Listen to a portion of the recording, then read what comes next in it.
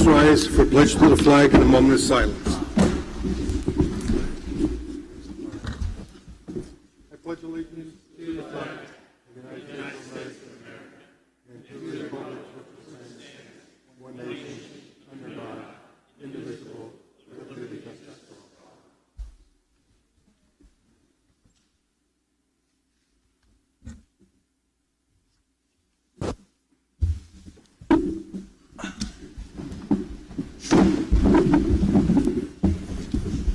Mr. Reaver, roll call, please. Mr. Bonomo? Here. Mr. Chapman? Here. Mr. Fume? Here. Mrs. Kay? Here. Mr. John? Present. Mr. Mahalik? Mr. Mahalik here? All circuits are busy. Please try. Sorry.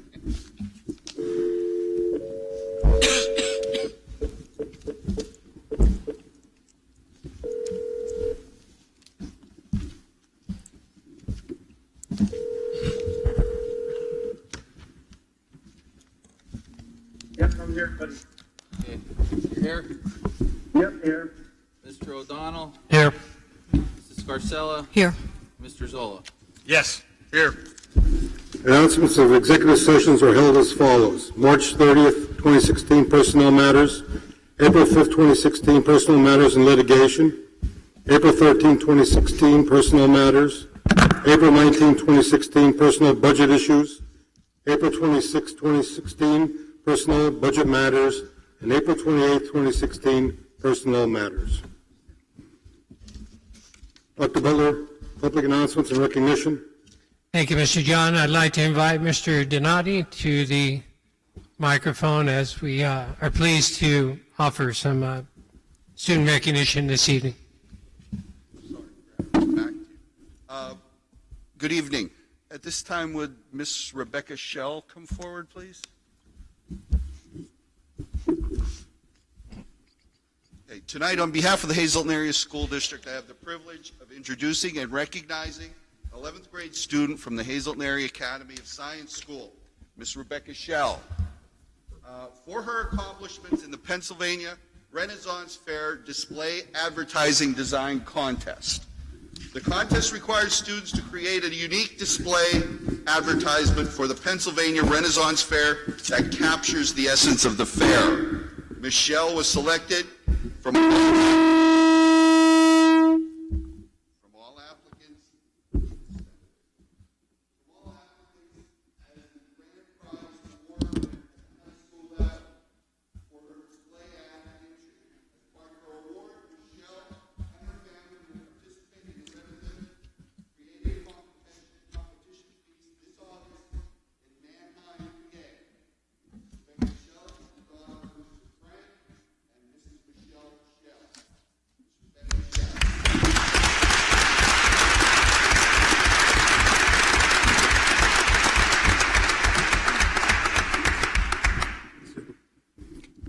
On your agendas tonight, number 15 will be removed. Number 15 will be removed. And under new business, number 2 will be removed. Under new business, number 2 will be removed. Number 15 under the original agendas, and number 2 under new business. At this time, we may have public comments on agenda items only. Agenda items only. As you come up to the microphone, you will have 3 minutes for your comments. Mr. Anybody have the book? Mr. Gennaro. Mr. Gennaro, yeah. Mr. Gennaro.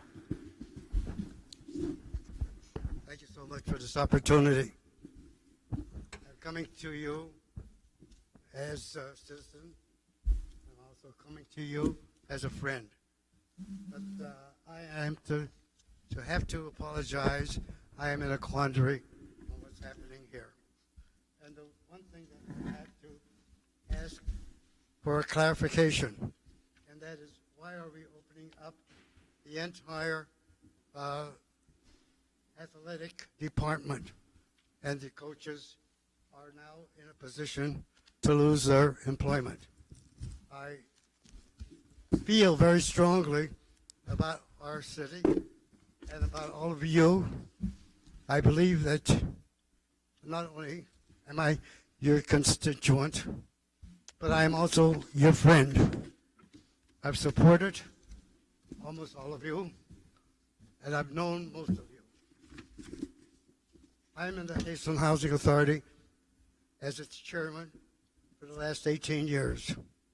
And I do know that I have been witness to sports events of high school since 1938.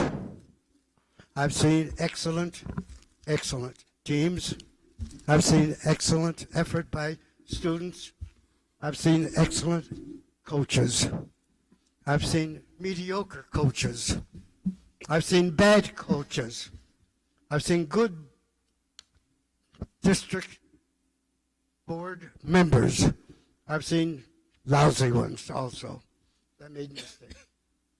I am not going to point out all of the sentiment that I have to you, because I trust this board. I trust you individually to be not only fair, but unbiased. I don't want this board to go through an entire procedure, as I see it, as a camouflage and protection against any misgiving that the public may have about you. I don't believe that you deserve this. I don't believe that we have in the city of Hazleton and in this whole district more than I would think. There's not second place. Our sales, our sports programs are absolutely second to none. And I'm a little disturbed, and I'm in a quandary at what is happening. I certainly hope that it isn't from the old days, and I don't believe it.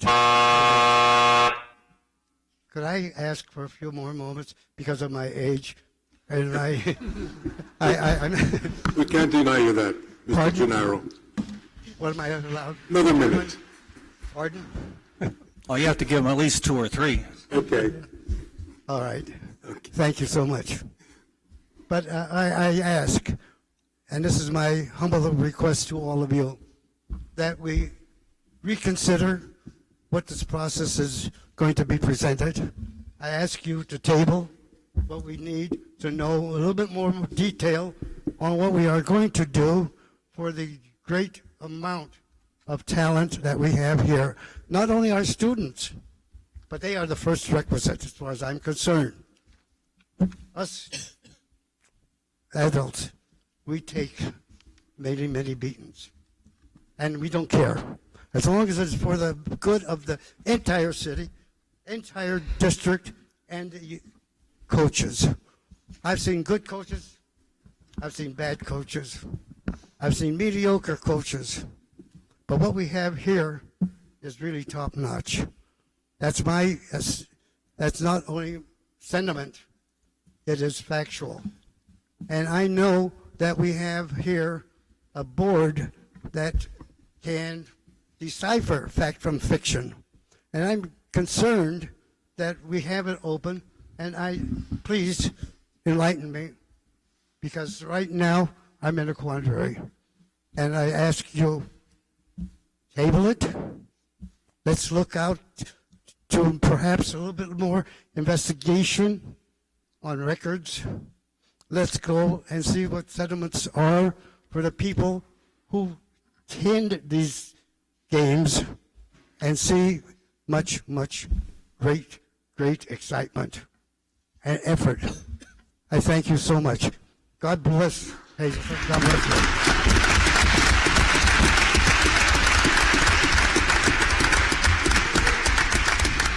Mr. Bolano? Teresa Redwinski.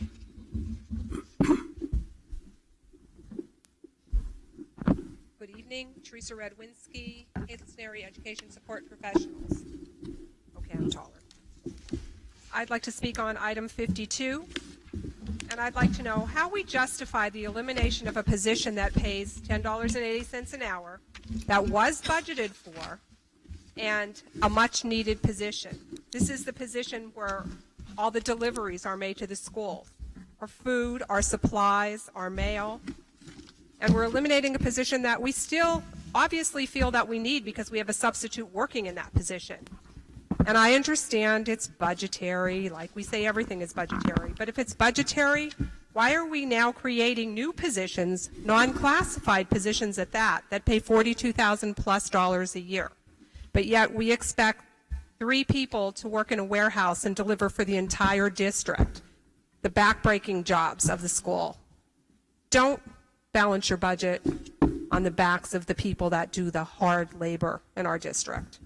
I'm asking you to reconsider and not eliminate this position. Thank you.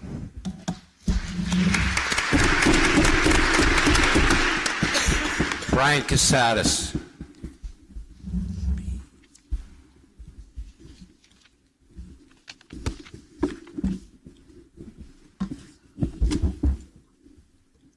My name is Brian Casadas. I'm a parent of one of the varsity basketball players, and I'm speaking in regards to item number 35. I'm also been an assistant coach for the varsity basketball team for the past 9 years, 3 of which I have split a position with Nate DeBalco, and both Coach Joseph and Nate DeBalco and I have shared the salary, but I have certainly not shared the terms of the service. I'm here not for my selfish reasons. If you relieve me from my position, I can get a coaching job tomorrow. I've been to Pocono Mountain for the last 21 years as a guidance counselor, and I can coach there tomorrow. So it's certainly not about me. It's about those kids back there. That's what I'm talking about. I'm speaking for my son and his teammates. My son Michael will be a senior. He's in a state of uncertainty. He's asking, is Coach Joseph going to get fired? Why are they opening the position? I have to respond, I really don't know. So what is the problem? Is commitment an issue? This is certainly not a youth league where it's 1 practice a week and we're playing 1 game on Saturday from November to February. I'm not sure if the board understands that we started workouts a month ago. The college evaluation period was the last 2 weekends in April. We've had college coaches in the gym. We've had a player just offered a basketball scholarship from 2 Division I schools. Colleges have been seeing my son and other players in the gym as well. In the past 9 years, we've taken kids to Richmond, Pittsburgh, Bucknell, Villanova, Allentown, Harrisburg, and Philadelphia during the off season, not during the season. In 9 days, we're supposed to go to Messiah College for a tournament, 9 days. In less than a month, we are supposed to go to the Harrisburg Summer League, which we participated for the last 8 years. That's a summer league, not a one-time event. If success was a problem, we went undefeated in the league. We have 1 player who's just offered a Division I scholarship, as I just said. If the rest of the kids work as hard as he did, they may be afforded that same opportunity. I would take our kids' grade point average among anybody in Northeast Pennsylvania. We have several kids who are football prospects on the college level, and they're also great kids. That's not counting the basketball players. I'm concerned for our team. They're in a state of uncertainty right now. Basketball does not start in November. It started a month ago. This is a 11-month program. It's my son's senior year, and now there's all this controversy after 9 years of service that I've spent for this school district. So out of respect for my son and teammates, is this just for sake of change? Are we making a change just for the sake of change? I love Hazleton. That's why I stayed here. That's why I drive 45, 50 minutes to work every day. This is a program that I wanted to stay with. Thank you very much.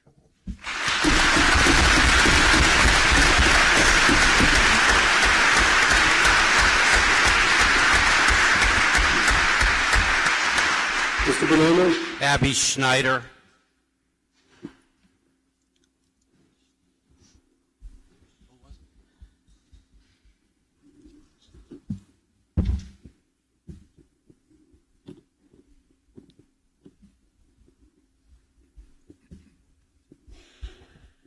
Hello, my name is Abby Schneider, and I'm a diver and a water polo player for the Hazleton area high school. Ms. Jakubowski is the head coach for swimming and diving, along with her assistant coaches, Mr. Ringlaben, Mr. Maui, and Mrs. Weide. After coaching for so long, Mrs. Jakubowski has built connections with other teams and learned how their programs work, their strengths and their weaknesses, and how to ensure that we will win. Mrs. Waddick is a diving coach, and she has more firsthand experience in the sport than anyone in Hazleton. Taking her away from the kids who want to continue to learn, such as myself, and become better for her and themselves would be a tragedy. I myself have been diving under her for 3 years and will be beginning my 4th year. Every year I become better and better, all thanks to her knowledge about the sport, patience, and understanding. I can never imagine anyone taking her place. Same goes for Coach Jakubowski and the others. As for water polo, Mr. Maui is the new head coach, along with assistant coach Ringlaben. Mr. Maui played water polo and swam in college and has been coaching for several years now. He's committed to bettering the individual players and team as a whole by spending his personal time on the computer, researching ways to improve everyone in every position in the water. Coach Ringlaben may not have had many years of experience, but has a third-year goalie on the team. He has really brought the potential in as a third-year goalie on the team, he's brought out the potential in myself and the others as well, such as Dylan Gould and Haley Chico. Although he does not have as many experience, he spends a lot of his time researching as well and asks questions so he can improve himself as a coach and the 3 of us as competitors. It's going to be very hard to find a group of coaches such as these who really take the time to get to know everyone individually and really commit to not only the team but the individual swimmers, so they can go home at the end of the day knowing that they're just a little bit better than they were the day before. In the end, it's not about the wins and the losses for these coaches. It's about the friendships and the memories made between them and the coaches. Thank you.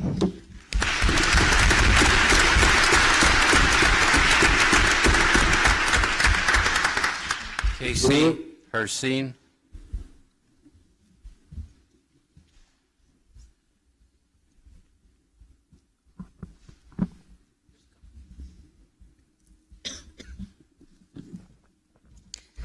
Casey Hercine from Hazel Township. Tonight I want to talk to you about a number of different items that are on the agenda. First and foremost, the positions number 30 through 33, are they new positions or replacement positions? We're talking about cutting positions, so I was wondering if we have brand new security positions coming in. Also, under finance, the insurance rates, is this better rates, better coverage? Are we carefully looking at the budget here as well? Again, under finance number 56, it says that cars were purchased at an auction on April 19th, and you're approving it today. That seems somewhat backwards. We've got several cars here. This is more than what the lacrosse team was asking for at the committee meetings by a lot. Also under new business, number 3, the Outdoor Sports Shooting Club, $6,500 some odd in ammo. Why not just invest in a couple of reloading presses and teach the kids to reload their own brass? Unless they're all using 22s, in which case that would be a problem. And if you have that money for that ammo, then where again is that money for that girls lacrosse team that we're so impassionedly speaking at the committee meetings? Now to number 35, the coach issue. Where is this really coming from? What research have you done? How many schools of our size do this and have this kind of a policy? Can you share that research and data, specifics, with the public, the families of the student athletes? We want to know why this change is being made. What is your logic? What is your reasoning? These kids deserve some sort of answer here. That's all for now.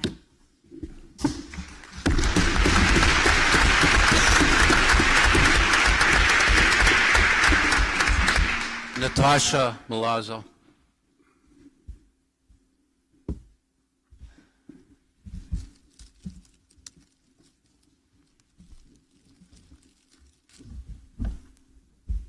Good evening. My name is Natasha Milazzo, and I'm currently the head cheerleading coach for the district.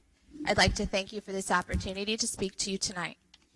My purpose for being here is to better understand the issues that led to this evening action items on the agenda opening all the coaching positions.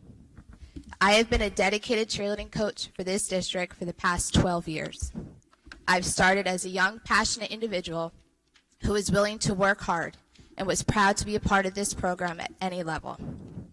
After 5 years coaching at the middle school level, I was given the opportunity to coach the JV team for 3 years. When the position came available for head coach, I was rewarded by administration and the school board that finally all hard work and dedication paid off. It has been an honor and a privilege to have served you and this district, but since Tuesday, all of the subsequent conversations that have been going on, I find it necessary to speak to you tonight. So let me ask you, why?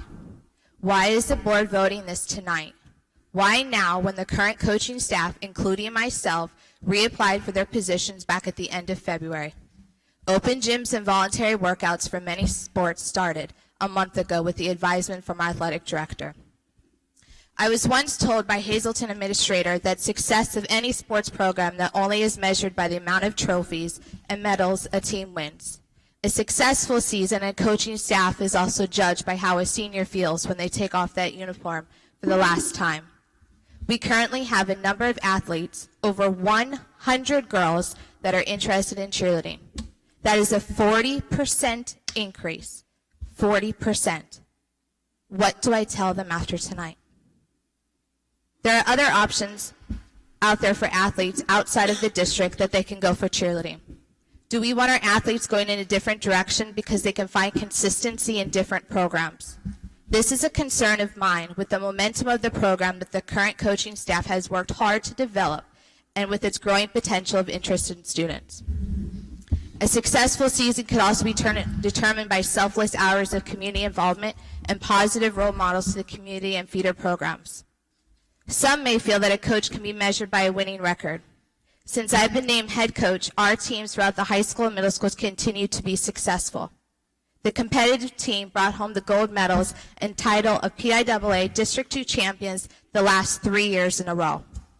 We are the only team in District 2 to make it straight to the finals at PIAA states with a respectable finish of 3rd and 8th out of 40 teams. Please consider that the recommendation from your athletic director that are based on working relationships and performance reviews of all staff members. The current coaching staff at Hazleton area deserves your support for the countless hours and dedication they have given to their program, to the school administration, and to the community. Please ask yourself one more time, are we doing this for ourselves or for our athletes? Thank you.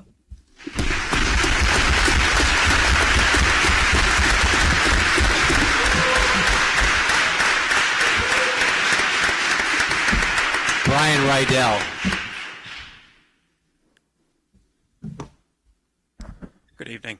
I don't have much to say, but as of tonight, I was supposed to be appointed the boys varsity soccer coach. And now that position, obviously as of last week, was tabled or taken off because of the new events that have come about. My concern with that program and with any other program is why? For my program, or for what is to become my program, or may not become my program, I don't know yet. How am I supposed to build? How am I supposed to get this team ready? How am I supposed to find necessary assistant coaches? How am I supposed to get these kids involved and engaged and ready to take on a very competitive District 2 and otherwise Eastern Pennsylvania soccer environment? It's not just, like I said, not just the boys varsity program that is in desperate need of some positive reinforcement and some positive outcomes, which they've been lacking for the past few years. But it's for the girls program of soccer. It's for the other 18 plus fall and winter sport programs that go on in this district. I just want you guys to think heavy on what you're about to do. Thank you.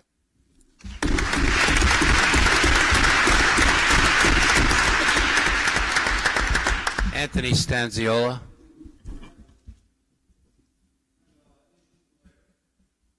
Okay, it's not something that's not on the agenda?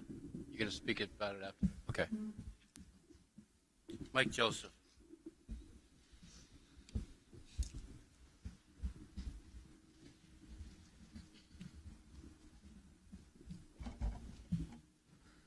Thank you. My name is Michael Joseph, the head boys basketball coach at Hazleton Area High School.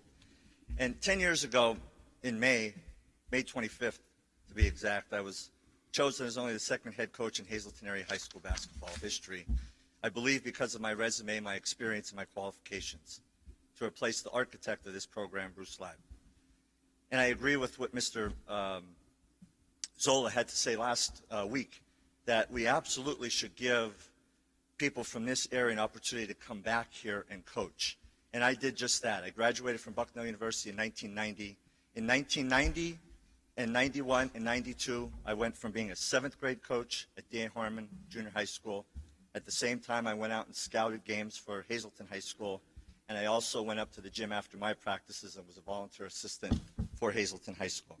I consider myself very fortunate to be one of those people that came back here to teach and coach in a place that gave me an opportunity to be standing here as a professional for 20 years now. It's very humbling for me, as I said last week, to be the coach here.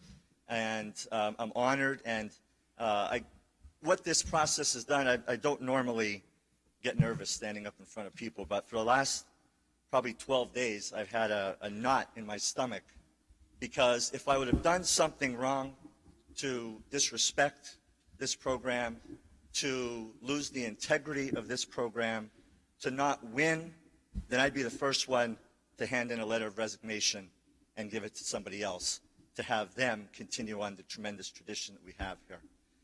The other thing that has happened over the course of the last couple weeks is I've had a chance to reconnect with some of my players that I've coached over the last 10 years. Those are my current players up there in the right-hand corner. Some of the other guys in the middle up there are guys that came that played for me before. I got a letter, an email from a young man today. And as a coach, you know, sometimes, and I was in the same position, sometimes when a coach pushes you, and Coach Labb was a new coach his first year here, my senior year, and sometimes he pushed me to the point where I wasn't sure I can get to that point, and I would get frustrated. And it took me a while to realize what he was doing. He was trying to get the most potential out of me. And I coach hard. I coach our best players to reach their full potential. I coach the guys that are at the end of the bench that have the greatest experience possible. We've won a lot of games in 10 years. But the thing that I'm most proud of, I think, is that in the last 5 years, we've raised $25,000. And my players are a huge part of that for Coaches versus Cancer. So we do stuff for the community, for community service, because it's a game of basketball. That's all it is.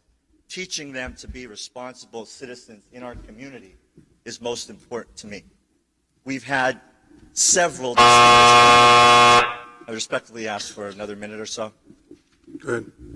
We've had several distinguished honor grads that have their plaques up in the halls at Hazleton Area High School.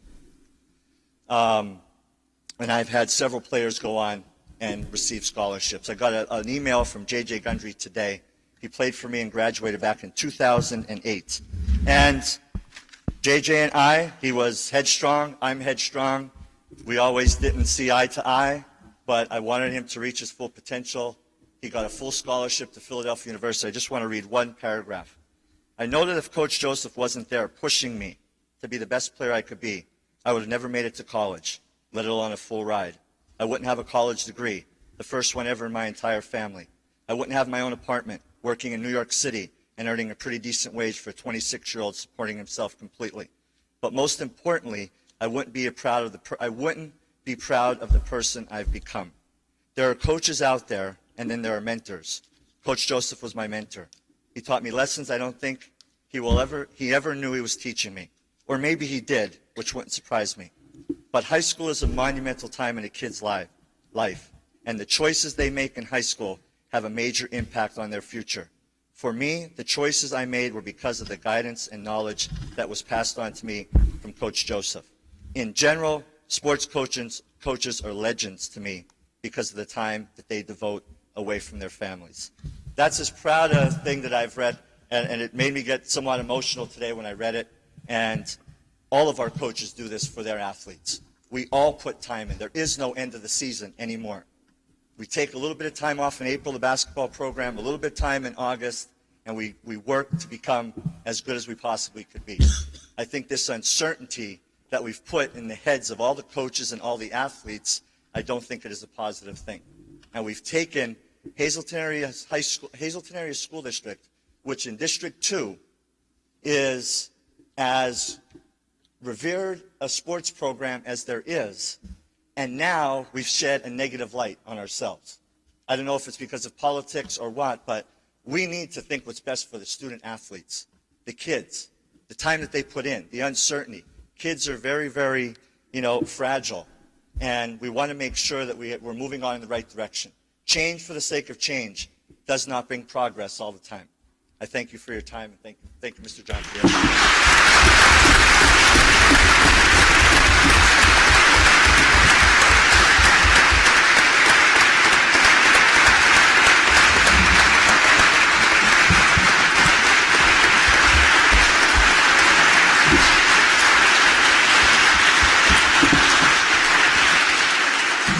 Adam Davis.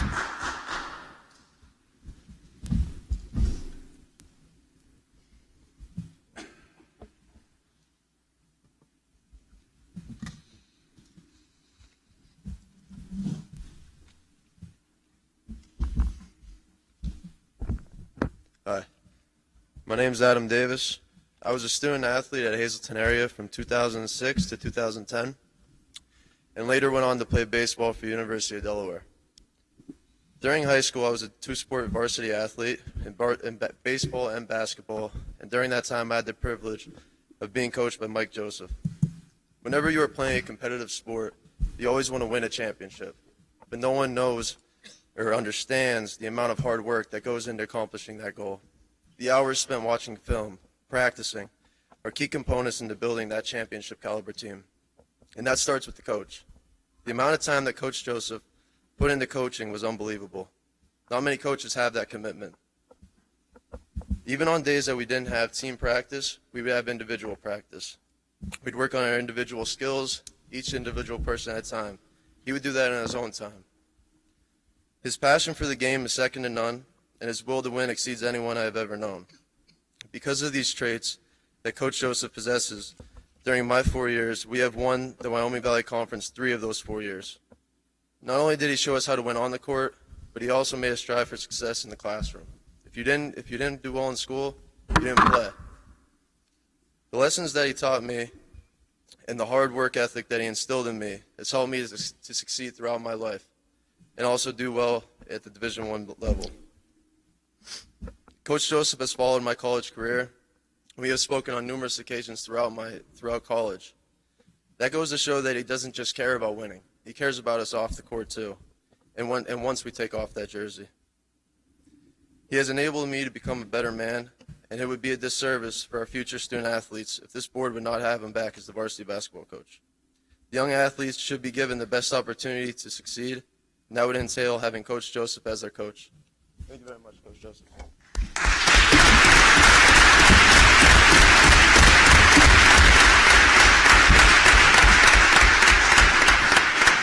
Kristen Chatton.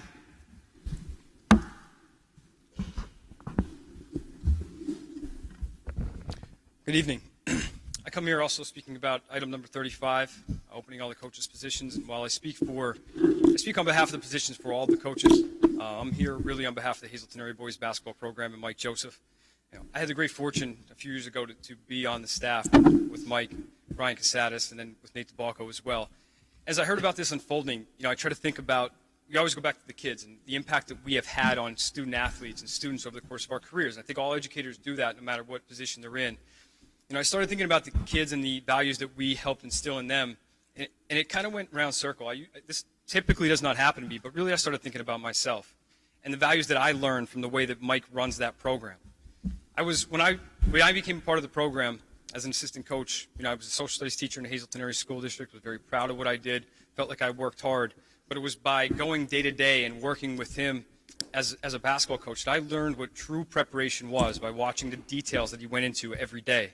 I learned a great deal about integrity as we people think coaches just make decisions on the fly about what they see in a practice, but they think about every impact that that might have on a student athlete's life, the impact that it has on other student athletes' lives, and to make all those decisions with integrity. I learned a great deal about that. One of the greatest things was about the passion that it takes to be a leader. You know, since that time, I left the program to go be a principal in some neighboring school districts, and now I've left and principal down in Bucks County for middle school. And I had to learn a great deal about leadership. To be a great leader, you have to have passion for what you do. You have to believe in the goals that you have set for your team. You have to be able to lay yourself on the line for that and fight with everything you have to prove to your team, whatever that team may be, whether it's students, whether it's teachers, whether it's an entire school district as you lead them. You need to be able to fight for what you believe in so that people can walk behind you and feel brave enough to take on the challenges of a day-to-day. That may sound like a lofty goal that came from coach being an assistant coach in basketball, but again, as I think about the impact we have on kids in their formidable years, that's the impact that that program had on me as a grown man who was already into his professional career and how it led me to become a better leader. I can only imagine the impact it's had on the young men that we had the opportunity to spend our time with. So just on behalf of the Hazleton Area Boys Basketball Program, Mike Joseph, and all the coaches, that's the impact they have on kids if that's the impact they have on adults.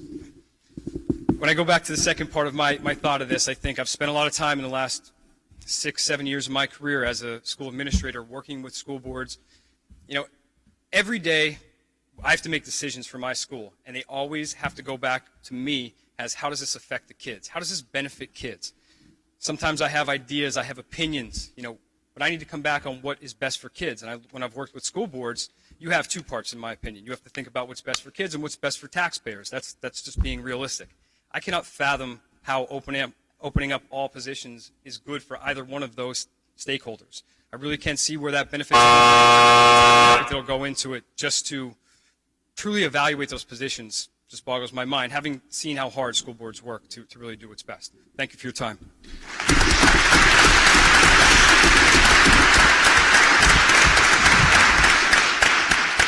Mark Scarcella.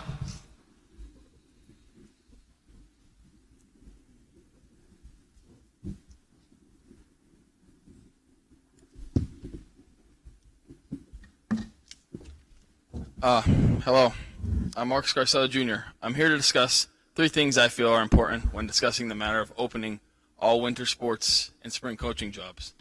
One would be opportunity, the second would be equality, and last but certainly not least, and that's fairness. Those 3 terms I just mentioned is something we all as parents try and teach our kids every day, not just in sports, but everyday life. Now when discussing these winter sports jobs, I believe opening up these jobs is what needs to be done. It's the fair way to do things at this point. And I stress fair because who in this world has the right to tell you that you can't apply or interview for a certain position, even if you qualify and have the proper clearances and the credentials to do so? Nobody. I feel that these jobs have to be open based off of, if you're a person, every coach out there wants to coach and then deserves a fair shake and at least be given the opportunity to showcase their ability in an interview or an application process. And somebody mentioned last week about certain wins, and I personally think that's erroneous. I really do. I feel that it's more about, and I get success. I strive on success, and I try to teach my 1-year-old kid that as growing up, that you want to be better at what you do in everyday life. But I think we lost major sight of that. And the main objective here is to, wasn't it want the kids playing for these teams have success, not just on the court or on the field or whatever the sport may be, but also outside of the sports world, in college and stuff like that. I think we lost major sight of that, and it's almost like we care more about winning games than success of the student athletes outside of sports. Somebody mentioned last week, and I think it was Mr.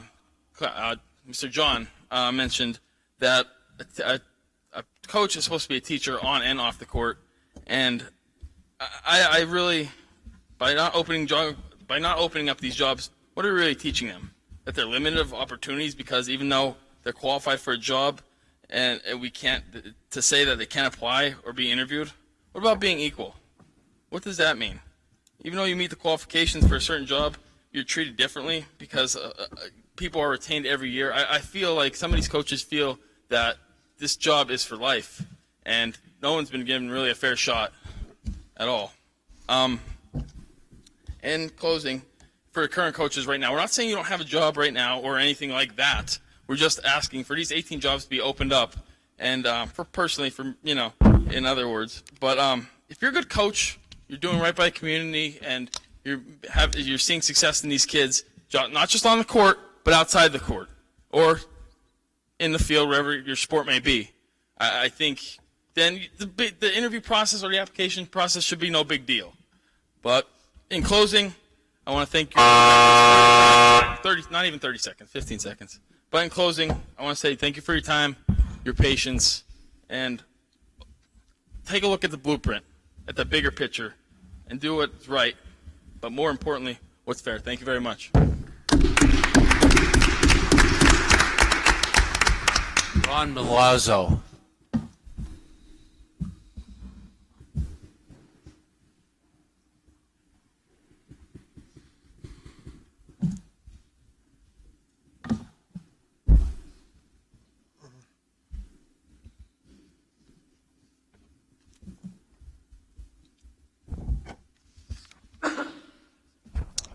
Good evening. My name is Ron Milazzo.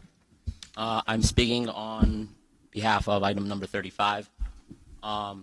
Question that I have is the policies that are in place in regards to head coaching in Hazleton Area School District is policy number 123-2. This policy was put into place for a reason. I don't believe that you guys are acting on behalf of that at all. Matter of fact, I feel like it's a blatant disregard for that policy. The policy state that there's to be an evaluation on all coaches. 30 days, they apply. 2 weeks after that, they're to be evaluated by the athletic committee. If this was done and done properly, I would like to know how many coaches had a bad review. If you want to open all positions, then it must have been pretty significant. But I didn't see any sort of reports or any sort of complaints. I know it wasn't Freddie's decision to do this as per the meeting last week.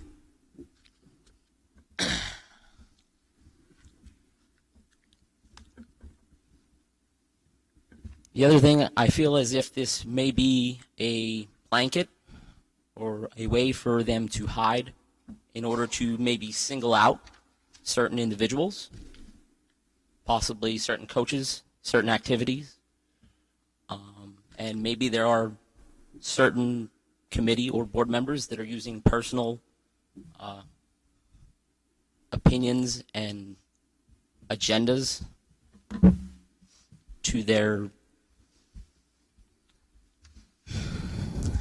advantage.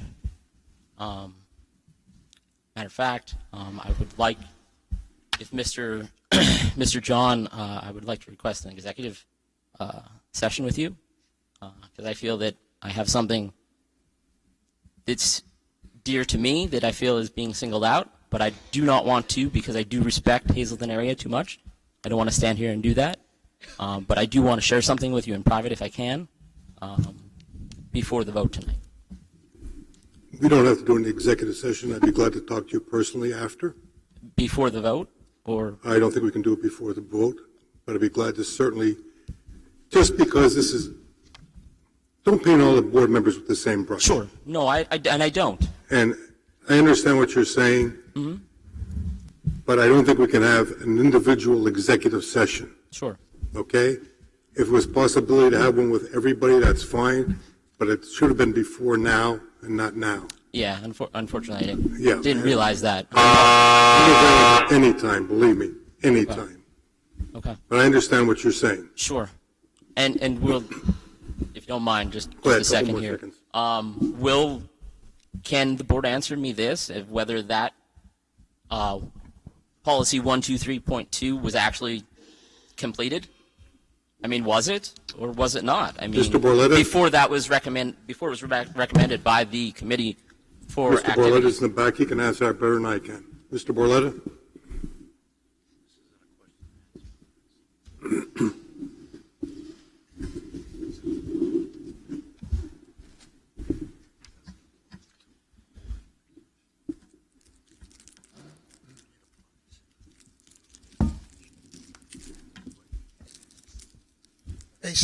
Based on the meeting last week of the athletic committee,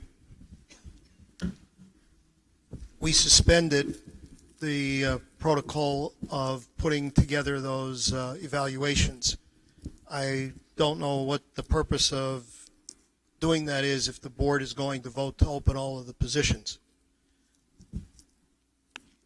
So It's not that we were derelict of duty in not doing those. I was in the process of doing that, and I just didn't see the reason. The original intent would have been to present those to the board at the April athletic committee meeting, but considering that it was the board's prerogative to explore opening them. But I think what this gentleman was asking was nothing more than the fall sports, that they follow the procedure of applying within 30 days? Yes. At the end of the season? Yes. Were there any negativities in those reviews? What I think should have been done at least for the fall. And I think he's asking the same question for the winter sports. With the fall, there weren't any. Fall is not, but the winter, I never presented those because this would have been the month we would have Well, presented. yeah, we opened up the fall and the winter. Right. So what you're saying is there were no problems with the fall, so why was the fall opened? It should have been just the winter if the winters weren't complete. Does that make sense? Yes, but the board didn't vote to officially retain the fall. That was something. That's where we left off at. Yes. Does that help you? Yes. Thank you, Mr. Barletta. Sorry to put you on the spot. Don't go too far.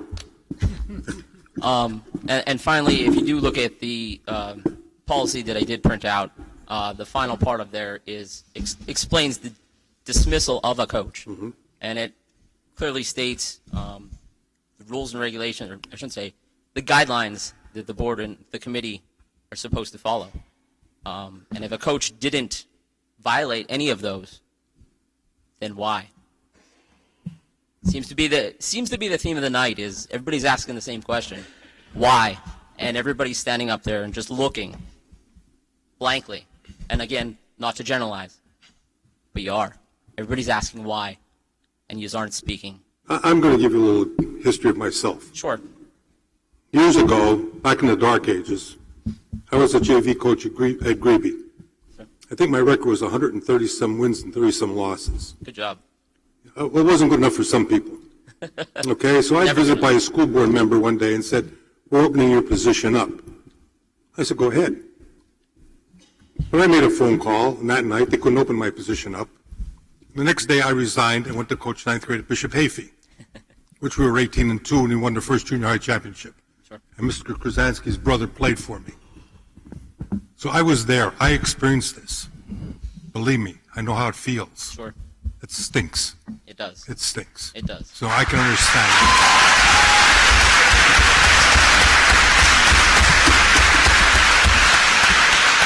Thank you.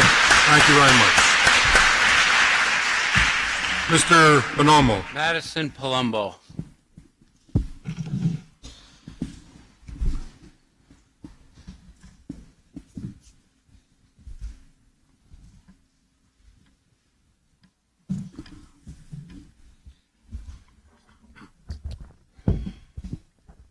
Okay, good evening. My name is Madison Palumbo, and I'm coming to you from the Hazleton Area Academy of Sciences to speak on behalf of the coaches of the Hazleton Area School District for agenda item number 35. As a four-year varsity member of the girls soccer team, being the varsity captain for the past 3 years, the holder of the MVP of the team for this past season, and the Offensive Player of the Season award, as well as now the first Penn State Hazleton women's soccer team recruit in history, I am here to speak as to just why the reassignment of the coaches is invalid. With the titles I currently hold and how far I have come in the past 4 years alone, I can most definitely say I can attribute my accomplishments to having the same coaches for all of this time. Throughout these 4 years, both my coaches, head coach Jim Paisley and assistant coach Amy Diute, have done nothing but influence myself as well as my teammates to become the people and players that we are today. Without them and their undying support and compassion for not only the game but their players, we have been able to develop not just a team but a family, something that cannot be achieved by just anyone, and this speaks for all coaches. The coaches that have been a part of this district for the amount of time that they have been have influenced their players in so many more ways than one and have begun to develop a legacy of their own. Once again, this is something that cannot be achieved by just anyone. By introducing new coaches to the teams, players certainly are not going to warm up to them as quickly, and this improper relationship between coach and student athlete does not provide for a successful season, nor does it provide for an enjoyable time for either party. Along with this, it is not certain that new coaches could provide the same amount of help and guidance to the teams year-round like the current coaches do. New people mean new coaching styles, new schedules for new people, and new techniques. With so much new, this does not always mean better or more successful. Many times, the teams are already suited to the coaching style they've been training with for the past several years and do not want to change. We have coaches that have been proven to have some very successful seasons statistically, so clearly the styles of coaching are working. In terms of the coaches themselves, if new people are brought in, the players now have new schedules to work with during the off-season. A new coach may not be able to train as much during the off-season due to their personal lives and work schedules as compared to right now when we have coaches who dedicate a very large portion of their time to their athletes. Why change something and affect the teams drastically when what we currently have is clearly working? Lastly, new techniques are not always necessarily better either. Many players are used to the drills, warm-ups, and formations their coaches already have in place. By suddenly changing this up, people may become confused and not as willing to cooperate to the new change. Coming from an athlete's perspective, and a successful one at that, I do not believe that any of our coaches should be asked to resign from their positions or reapply. With the past successful seasons that we have had with numerous coaches and the athletes that have developed under these coaches, there's no need whatsoever for a change. There is not one difference that someone else can make and no single impact that anyone else can make on these athletes other than the coaches that are already in place.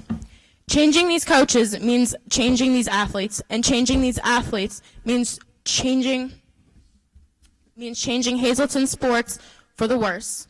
All teams have begun to rise up to these new challenges and take them successfully head on. So tell us, why interfere? As Ross Perot put it, most people give up just when they're head on. So most people give up when they're about to achieve success. They quit on the 1-yard line. They give up at the last minute of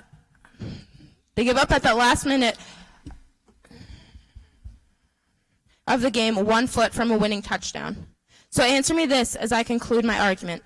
Why give up on our coaches making a difference in our athletes and are proving to be successful without giving them the chance to see where they could continue to take them? With that being said, we have a signed petition containing 233 signatures. If you guys would like to take a look at it, if you'd like to. This petition, we started this 2 days ago. It's 233 signatures. I can guarantee it, had we started this a lot longer, we probably could have had guaranteed a much, much more signatures for it.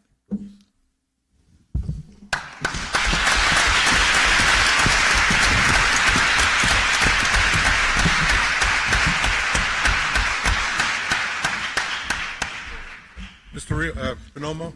Brianna Tuggle.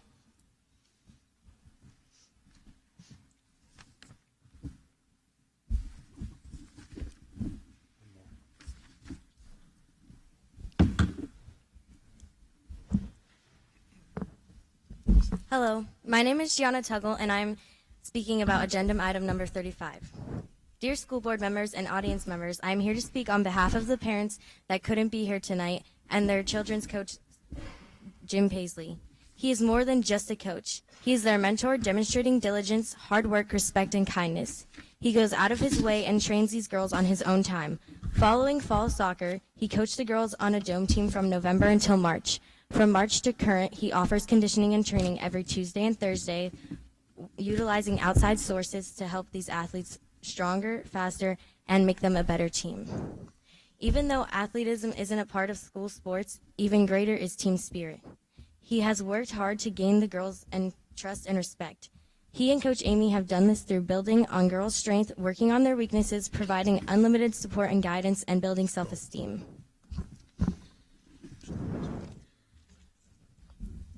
Jim Paisley is the definition of a great coach because being a coach does not only mean guiding a team to have the greater number on the scoreboard, but encouraging one another to do better, to treat each other with respect, to support one another, to do your very best and never give up.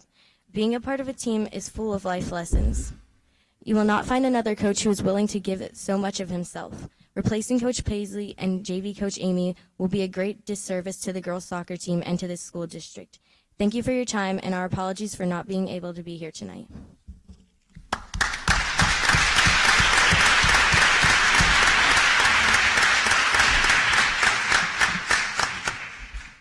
Bob Childs. Bob?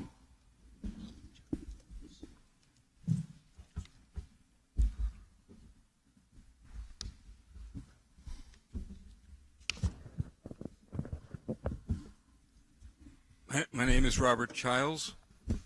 I'm a resident of Hazel Township and a citizen of the Hazleton Area School District. I hardly, like everybody else in this auditorium, all of us were surprised about 10 days ago when we realized that all of the coaching positions for the winter and fall sports were going to be opened. And the question we've heard over and over again this evening is why? Now, I don't need to stand here and reiterate the accomplishments of our current coaches and the excellence that they just demonstrate. I don't have to talk about the influence they have on the students because that's been done already. I don't have to talk about the importance of continuity in any kind of an athletic program. I think that's self-evident. What I'm trying to do this evening is to answer the question why. And I have unique insight because of my previous experience on this school board. The whys have nothing to do here with fairness. The whys have nothing to do here with excellence. The whys have to do here with personal friendships. They have to do with relatives. It has to do with political support. It has nothing to do with the students, and that bothers me tremendously. I spent my 16 years on the school board trying to do things for students. Now what I find is time being spent and money being spent on a sham. And the sham is there are certain members of this school board who wish to have relatives and friends and political supporters running certain sports teams in this district without regard to the student body as a whole. I'm sorry to see that, and I think you all should be ashamed of yourselves.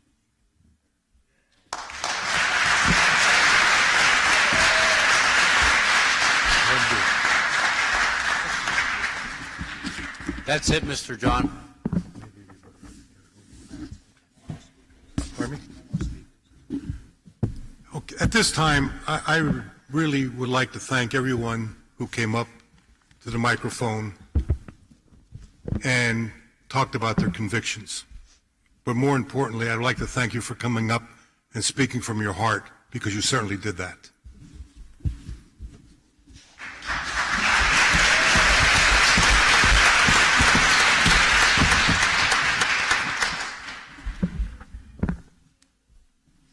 Did you sign in? Can you do it in 15 seconds? Okay.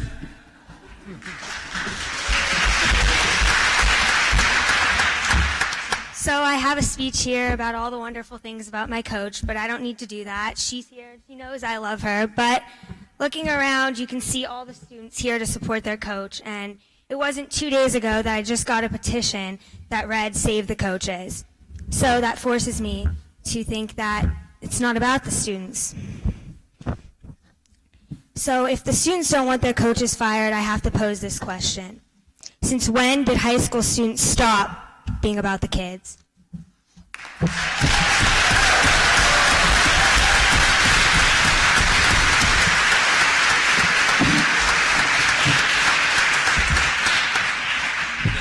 Okay, at this time, we'll approve the board minute meetings from the regular board meeting of March 22nd. So move.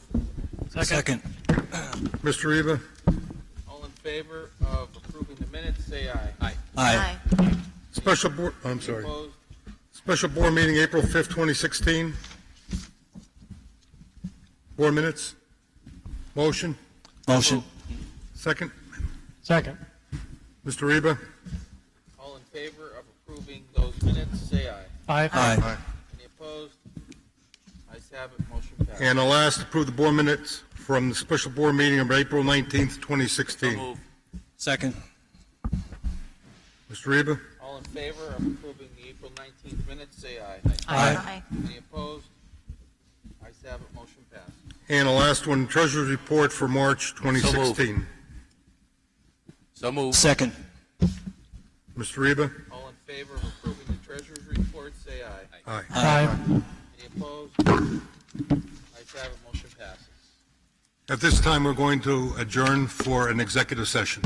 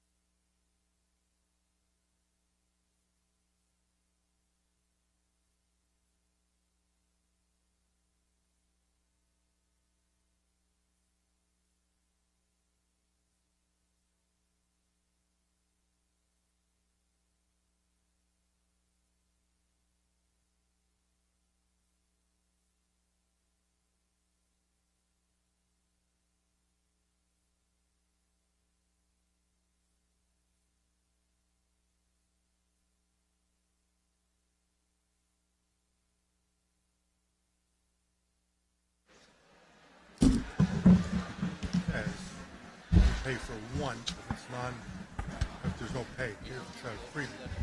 So it's a freebie. So if he wants to have two security there, It's time to start the agenda.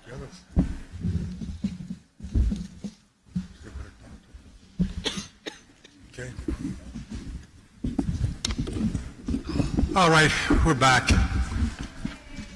I hope. We'll now start with our agenda. Dr. Butler. Thank you, Mr. John. Curriculum and instruction, approve items 1 through 14 with one motion. Second. Any questions from the board on 1 to 15? Except for 15. Except for 15, 1 to 14. Yeah, second. He made the motion. Okay. Roll call. Numbers 1 to 14, all in favor, say aye. Aye. Any opposed? Ayes have it, motion passes. Special education, ESL, alternative education, approve items 16 through 24. Second. Any questions, comments? Mr. Reba, roll call. Numbers 16 through 24, all in favor, say aye. Aye. Any opposed? Ayes have it, motion passes. Nutrition, approve items 25, 26 with one motion. Second. Any questions, comments? Mr. Reba? Numbers 25 and 26, all in favor, say aye. Aye. Any opposed? Ayes have it, motion passes. Transportation, approve item number 27, recommend board approve the attached route change. So moved. Second. Questions, comments? Mr. Reba? Number 27, all in favor, say aye. Aye. Any opposed? Ayes have it, motion passes. Security and Career Center, approve items 28 through 34 with one motion. Second. Questions, comments? Mr. Reba, roll call. Numbers 28 through 34, all in favor, say aye. Aye. Any opposed? Ayes have it, motion passes. Separate, yes, separate motions on number 35. Thank you, Mr. John. Approve item number 35, recommend board open all Hazleton area fall and athletic and all winter athletic coaching positions. So moved. Second.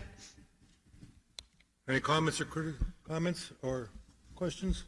Mr. John, I think it's only fair to recognize, as you did earlier, the abundant amount of public opposition to item number 35, especially from the student athletes that we represent as school board members.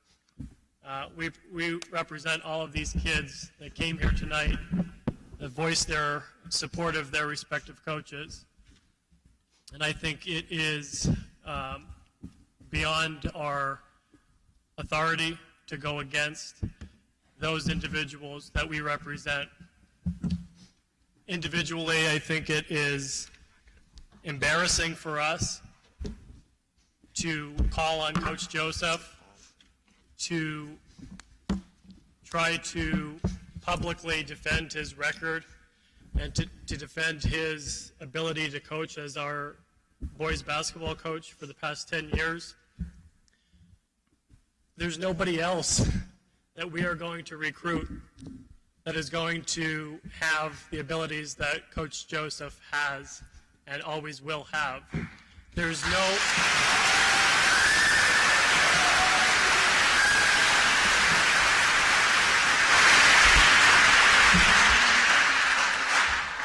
And I can say that confidently about many of our coaches as well. We may, with 5 of you that will be supporting this or may be supporting this, we are going to go through an elongated process of going through, collecting applications, screening applicants, interviewing applicants, at the cost of Mr. Barletta, Mrs. Brogan, who don't have the time nor the resources to go through a process like this. Why would we burden our staff, who is understaffed in the first place? Why would we go through this process? And I guess I asked the same question that coaches and the students provided tonight, why are we going through this process?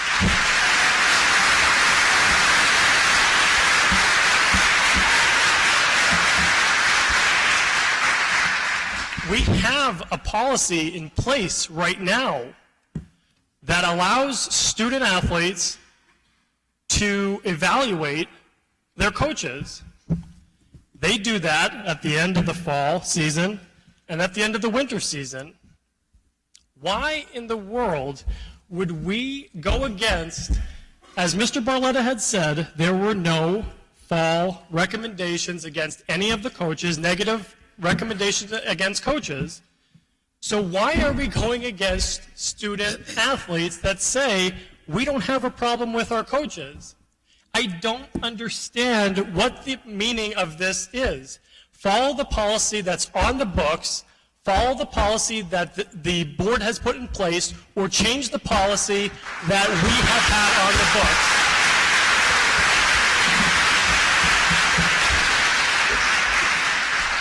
If there was an issue with a specific coach, then open that specific coach's position.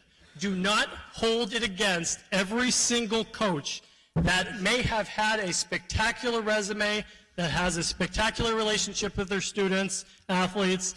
Do not put every single coach in jeopardy of vying for their position just because there may be a problem with one or two.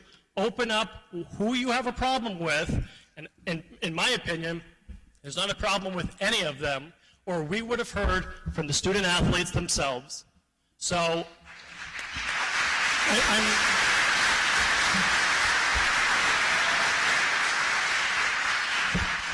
furthermore, I'm mind-boggled that this board is investing so much time into this subject when we are facing a multi-million-dollar budget deficit.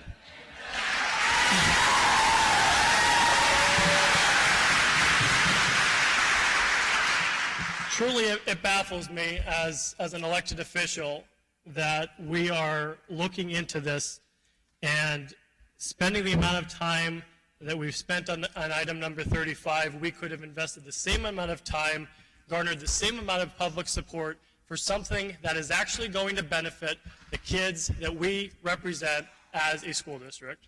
That's all I'm saying.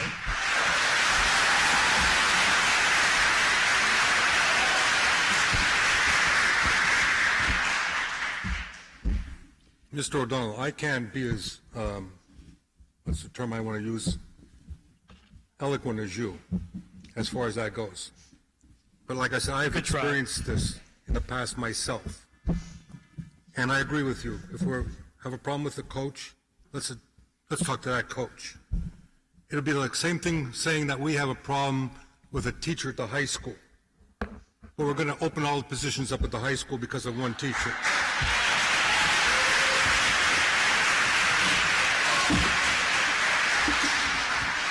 And that's certainly not fair to not only the teachers, the employees of the school district, but also the kids. What are we going to do while we're going over these resumes? What's going to happen to these kids who are in training now and have been in training for months? What's going to happen? That's not fair. They've put this time in. The coaches have put this time in as of now, and I'm going to use the word free because it's not part of their season. They've dedicated themselves to the kids, and this is what we're here for, as far as I'm concerned. And I agree with you, Jared. Absolutely. We should pick the person who we have a problem with and go from there.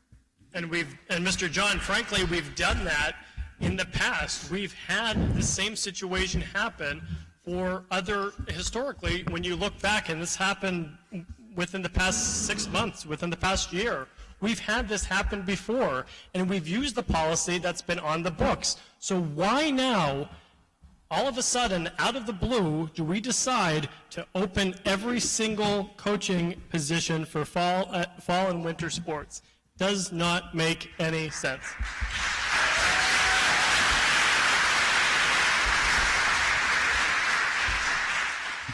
Any other board members? I do.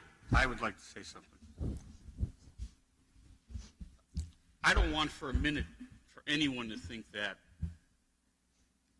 this whole issue has clouded over what our responsibilities are, Jared. I can tell you right now that there are at least 4 members on this board that have probably well over 100 hours into budget negotiations, budget talks, budget meetings, public and private. Not everyone can say that, Jared. Not every board member sitting at this table, there are some here that did not make one budget meeting. So before you cast out there that this board is not doing due diligence to the issues that are important, you would be wrong. So is number 35 important? Everything is important when it comes to our students. But to make it sound to these people that we don't care about the budget, that's just a bunch of crap. No, I'm not saying that. And you did say that. I did not say that. And anyone coming on the board new only a few months and looking back at what has occurred in this district over all these years that we pay for over and over and over. And Dr. Childs, you got up, you made some comments, the same thing. I mean, there were decisions made by boards that we pay for over and over and over. That not all of us taxpayers. That's all my point. I just want everyone to realize, though, that this board is working very hard to try to come up with $8 million. You know how hard it is to come up with $8 million? And not cut jobs, not cut services, not cut any type of sports. Where does it come from? I'll tell you where the past boards took. You took it from our reserve, which is now down to the bare minimum. So before we just get on to all of that, you should know that your board is working to try and resolve a lot of issues in this district that have occurred and were allowed to happen for a long time. Thank you. Anyone else? Just that I would say. Mr. President, are you able to hear me? Go ahead. Okay, I first thank you, and I thank the audience for allowing me to participate like this. I truly apologize that I'm not able to be there, but I do need to say just a few things. Number one, how this somehow all of a sudden became about Coach Joseph is beyond me. I think Coach Joseph, and certainly Coach Joseph's family, knows that I would never do something to him personally. His record speaks for himself. His team speaks for itself. A couple weeks ago, we had a letter read by our superintendent, by someone that just happened to, by chance, be with the basketball team at a dinner. Okay, this is not about Coach Joseph. Okay, and it's great, and Mr. O'Donnell knows I respect him, we get along, but it's great when you're getting applause and, you know, you're in the Trump mode, you can say and do things and you're getting that. But all nine of us right now need to examine ourselves and need to remember those very private, personal, and possible legal conversations that were had in executive session about multiple teams, not one of them being our men's basketball team. We are here tonight because of situations that have taken place. We all know, and it's multiple sports teams. We've had some kids, student athletes, that have been brought to absolute need of medical attention because of things that were not taken care of by the staff. We all know that. Now, we can't call it out, we can't say it, because we know we can't say that. It's illegal to go and say specific topics. But we all know that, and that's what brought us here tonight, and don't let anybody kid us. Okay, I'm not giving too much information, Mr. Solicitor. What I'm saying is, we didn't come here because of wins and losses. We didn't come here because of Mr. Joseph. We came here because multiple sports have had issues with students being victimized. And I think that word's appropriate from what I've heard. Okay? So what did we say as a team? We've got to look at every single one of these. Hey, listen, if everybody comes back and everybody's retained, wonderful. That's good for the kids. That's good for this district. But we also know that we had to fire several coaches this year. Okay? And we've had to do that because we have not done our job and looked after what those coaches are doing and what's going on in those locker rooms and what's going on in the buses. Okay? So that's why I'm not going to get applause. I understand that. But the fact is, I'm doing more tonight for these kids than probably anybody that's receiving the biggest and I'll be the first one to say yes when Mr.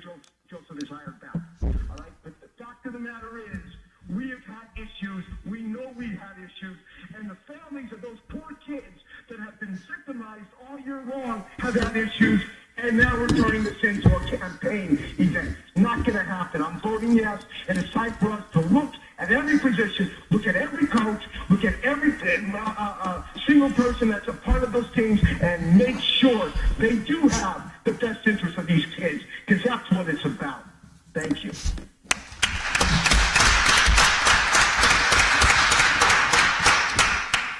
Anyone else? I was going to say something, but I forgot what I was going to say now. Actually, I agree with Mr. Zola on one thing about the budget, because I'm one of those people that have been working on it. We put a lot of time and effort into that, and it's not easy because the decisions that we're having to make aren't easy decisions, because they involve, I'm not talking about coaching positions now, I'm talking about other positions. And if you think any of us like, and I'm not talking to Jarrett now either, because Jarrett, I agree with what Jarrett said on the other subject. But as far as the budget goes, all of us are working very hard, whether we're at every meeting or not. Some of us can make them more than others. If you're retired like I can, it makes it a little bit easier to get there, but we're working very hard at it. Yeah, I smiled a little bit when I said that. My final comment, though, is on this number 35.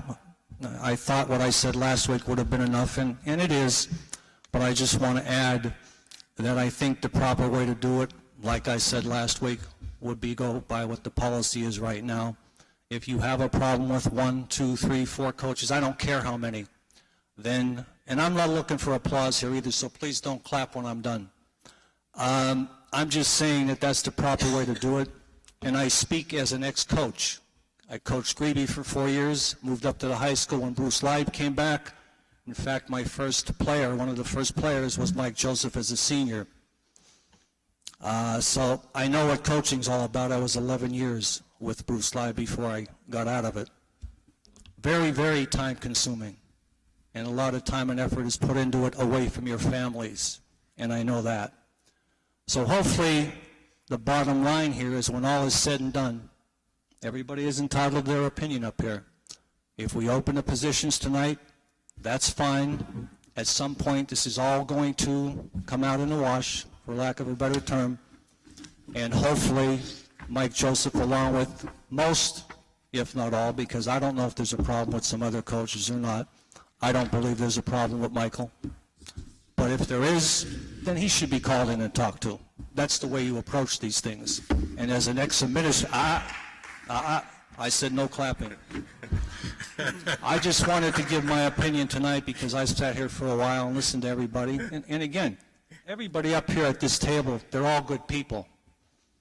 I know them a little better now than I did when they first got on the board, some of them, but they're all good people. But, you know, sometimes people have different opinions on things. I'm just hoping this whole thing works out within the next few weeks to a month. We'll see. That's it. Mr. Reba, roll call. Number 35, Mr. Bonomo. Yes. Mr. Chapman. No. Mr. Fume. Yes. Mrs. Kay. Yes. Mr. Mahalik. Mr. Mahalik. Still there? Nope. Not voting. Yes, I'm here, buddy. Yes, I said. Sorry. Yes. Mr. O'Donnell. No. Mrs. Scarcella. Yes. Mr. Zola. Yes. Mr. John. No. Motion passes 6-3. Number 36, recommend board approve the following baseball volunteer Second. coaches. Questions? Questions from the board? Number 36? So moved. 36, all in favor, say aye. Aye. Aye. Any opposed? Ayes have it, motion passes. Technology, approve items 37 through 39 with one motion. So moved. Any questions from board members? Roll call, Mr. Reba. Numbers 37 through 39, all in favor, say aye. Aye. Any opposed? Ayes Ayes have it, motion passes. Facility and capital projects, approve items 40 and 41 with one motion. Second. Questions, comments? Roll call. Numbers 40 and 41, all in favor, say aye. Aye. Any opposed? Ayes have it, motion passes. Finance, approve items 42 through 56 with one motion. Second. Comments? On number 46, please. My comment is that we're recommending MOUs, memorandums of understanding for summer hours for the following unions. My question is, will we have enough time to clean the schools by shortening the hours during the summer? I mean, I'm sure certain schools can probably handle that, the smaller ones, but the larger buildings, have we been in touch with the people, the custodians in charge of it to find out whether there's enough time to clean them thoroughly and effectively? Andre, could you say a couple words on that? I don't think we had a problem with Mr. Zoll last year. We were ready for the first day. Took them a little longer, but we were ready to open for the first day. How will vacation time affect Well, cleaning it's time? the same every summer, Mr. John. They wait until the end of the year to take their time. It's the same every summer. But they did it last year. They were able to complete all their tasks. I mean, like they do. Everything got done is the same as every other year, yes. Like I said, took them a little longer. They may not have been done in the last week of July or the first week of August, but they got every building cleaned. Do you, if some buildings are finished, you send them to other buildings that aren't? No, we don't. Could you? Yeah, we could do. If we see a building falling way behind, and a building okay, got Mr. Zola? a smaller Yes. building.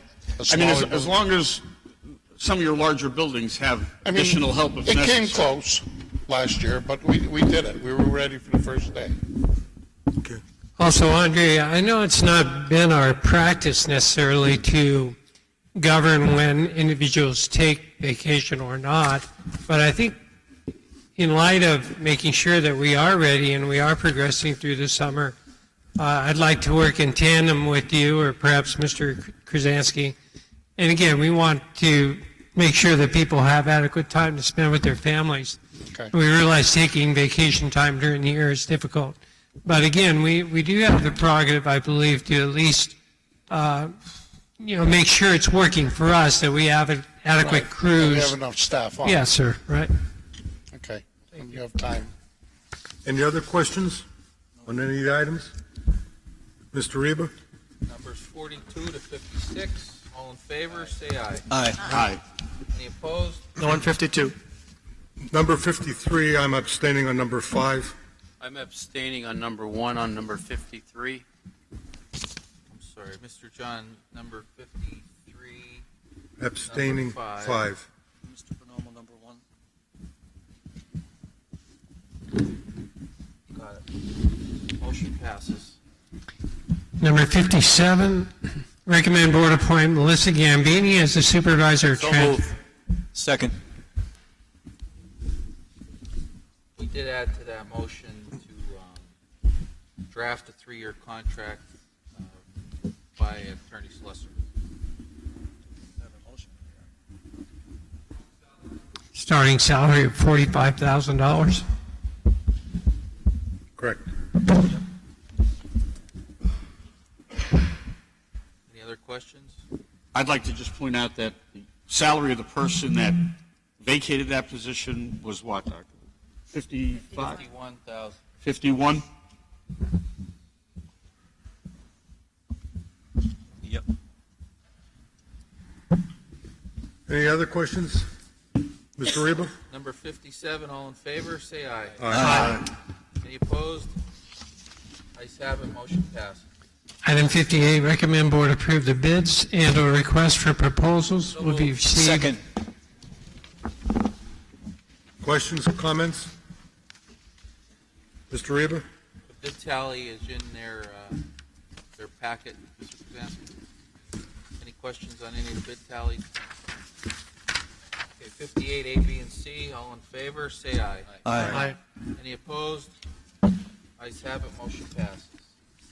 59, bills. So move. Second. Any questions on any of the bills, comments? Mr. Reba? 59, A through E, all in favor, say aye. Aye. Any opposed? Ayes have it, motion passes. Superintendent's agenda, approve items 60 through 67 with one motion. Second.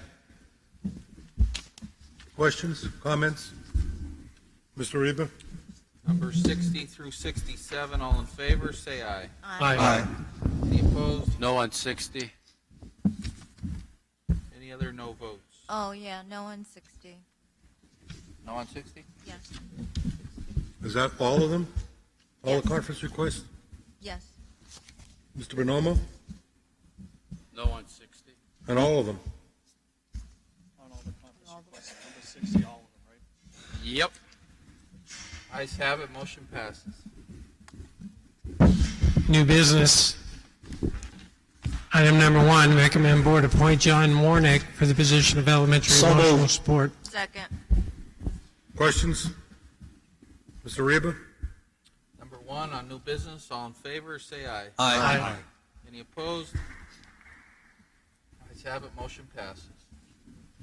Number 3, recommend board approve the district to purchase ammunition for the outdoor Second. sporting shooting club. Questions? Number 3, new business, all in favor, say aye. Aye. Any opposed? No. No. Ayes have it, noting Mr. John and Mr. O'Donnell's no votes. Mr. John, if I may pause for just a moment. Mr. Warnick is in the audience tonight, and John, we'd like to welcome you on your appointment and congratulate you this evening.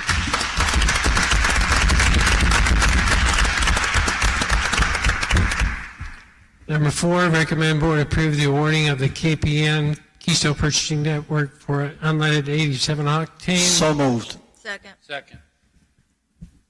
Questions, comments? Mr. Reba? Number 4, A and B, all in favor, say aye. Aye. Any opposed? Ayes have it, motion passes. Number 5, recommend board appoint attorney. So moved. Second. Questions, comments? Mr. Reba? 5, all in favor, say aye. Aye. Any opposed? Ayes have it, motion passes. Number 6, recommend board create a new 12-month non-classified position entitled Attendance Officer in the Home and School Visitor Office. Funds to be used from the retirement of the Home and School Visitor. Job description to be So moved. approved. Second. Comments? Mr. Reba? Number 6, all in favor, say aye. Aye. Any opposed? Ayes have it, motion passes. Number 7, recommend board transfer Mr. Dane Watro from Supervisor of Alternative Education to So Attendance moved. Officer. Second. Comments? Mr. Reba? Number 7, all in favor, say aye. Aye. Any opposed?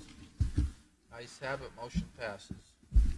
Number 8, recommend board create a second new 12-month non-classified position entitled Attendance Officer in the Home and School Visitor Second. Office. Comments? Questions? Mr. Reba? Number 8, all in favor, say aye. Aye. Any opposed? Ayes have it, motion passes. Number 9, recommend board change Mr. Jason Weston, Supervisor of Alternative Education, from a school term. Second. Comments? Questions? Mr. Reba? Number 9, all in favor, say aye. Aye. Any opposed? Ayes have it, motion passes. Okay, at this time, we will open up the floor to any items not on the agenda with a 3-minute comment period. Anyone wishing to address the board? Mr. Stanziola.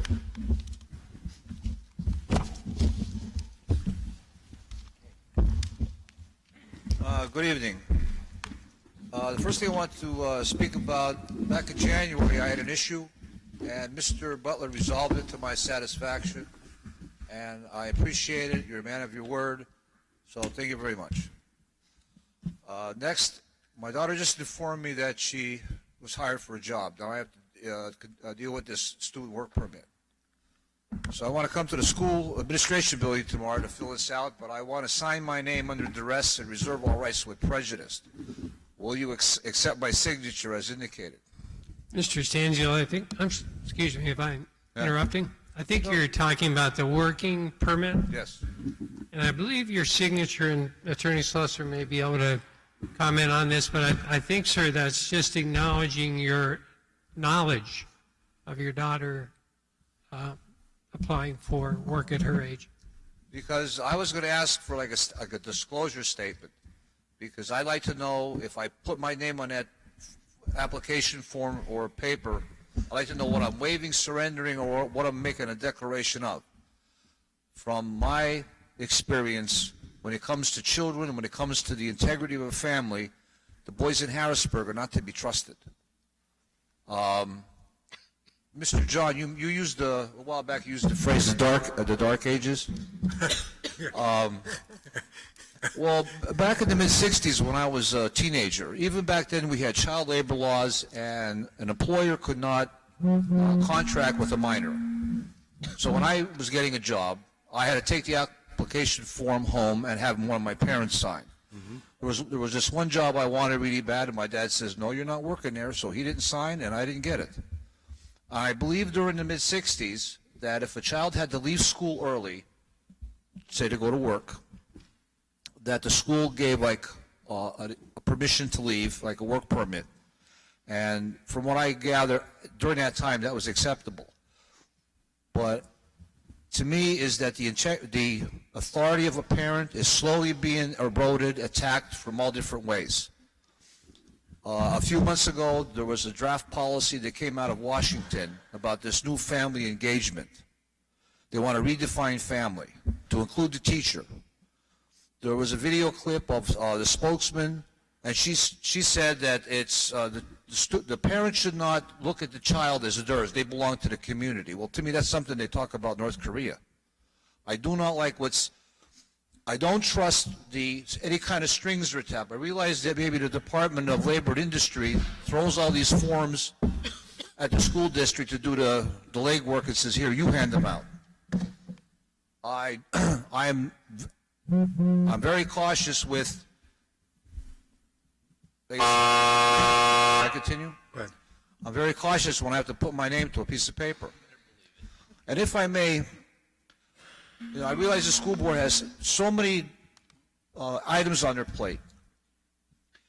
But the one question I believe I addressed to Mr. Butler when we had our meeting, from first grade to 12th grade, how many forms does a child fill out in 12 years? Probably hundreds. And to me, that is like a conditioning where it gets to the point they are presented with a form and they don't even read it. They just fill it out like automatically, sign their name, don't even ask for a copy. And that type of conditioning when they get out in the real world is dangerous. Most children today that are born, the parents aren't married. So now the parents are confronted with the disacknowledgement of paternity form. To me, that's a very deceptive form. When in the block where the mother signs, she gets to say my child. In the block where the father signs, he says I'm the biological father of the child. The relationship with my and the, you sign the paper, the father just hands default custody over to the mother. He's making like he's signing like an indictment, a confession, and now he's deemed a criminal because if you don't pay your damages under the guise of child support, then you get tossed in jail. This is why it's important to read forms, and I'm very cautious about what I sign. I like to know if, like I said, I like to have a simple disclosure, what I'm waiving, surrendering, or what I'm making a declaration of. Like I said, am I making a declaration that I'm incompetent, that I can't make this decision? This is, to me, the encroachment of the family it's time we take a check on what's going on, sir. I think that would be up to Mr. Slusser. Yes. If he can answer your questions. I think the form he's talking about is pretty self-evident. It's simply an acknowledgement that the papers, are, as Dr. Butler indicated, are being accepted. I'm happy to go over it with you after the meeting. I'm not sure if we have a copy of the form this evening, but there's nothing else on the paper other than the acknowledgement of the execution by your daughter, that's all that you're acknowledging. Well, okay, if I sign under duress and reserve all rights with prejudice, will it be accepted that way? Why don't we talk about this with Dr. Butler after the meeting? All that the signature indicates is that you've acknowledged that she's picked up the papers and applied for the work papers. Mr. Sangiola, we rely on that signature, sir, just to verify that you're aware of your daughter's plans, or you're united with her plans. And the parent signature is just our effort to work in tandem with the parent. So I understand what you're saying, but at one time, the school wasn't involved. It said she had to, how this school ended up with this being middleman has raised my concern. So I'd be glad to talk to you after the meeting. Thank you. I think, Mr. Stanziolo, you were talking about back in the mid-'60s, because believe it or not, I know it's going to be hard for you to believe, but I was employed in a school district in the middle '60s. And at that time, we had a distributive education class, and the kids were released to go to work. And they had to have the same type of permits to leave where they went to work. And that was run under the auspices of Mr. Johnny Chotlow. He was the DE instructor. But they did do that back in the middle '60s when I was at the high school. I'm vaguely familiar with what you're saying, sir.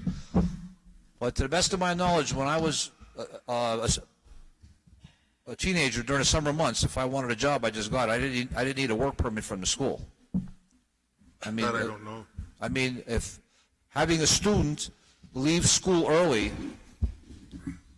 that was different. But now it's like it's too. The encroachment to me has gone too far. That's why I'm here to ask questions. If we're giving work permits, it's because the state tells us we have to issue them. I understand, sir. The state is making you do the legwork. Yes. And correct. All right, thank you. You're welcome.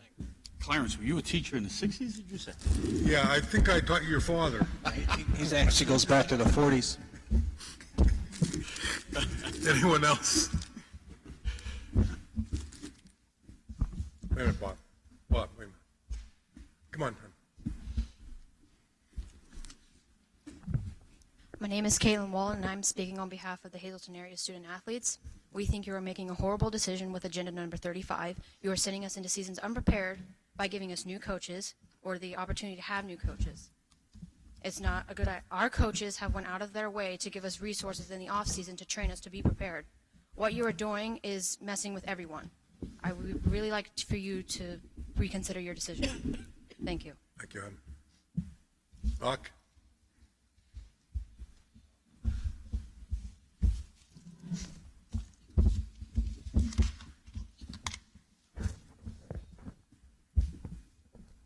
A couple of points. First off, the young lady who just spoke, I think, is exactly correct. I many times agree with Mr. Mahalik. This time I do not. I don't think that every program can be painted with one brush. I think you approach each coach individually. And given the precedent that you're now setting, what are you going to say 2 years from now when the same thing happens to your friends who have been appointed, or 4 years from now? You're setting in motion something that is just not appropriate.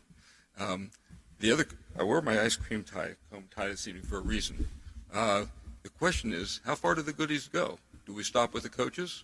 Or now are we going to start looking? A few years ago when I was on the board, there was a proposal that the school board should be naming the department chairman. There's nothing that protects them from being named by the school board. Is that where this goes? Are we going to make it so that we buy out the administrators? Where does this stop? Is this ice cream cone going to go forever? I hope that you're thinking about that twice. Thanks. Thank you. Come on, Case.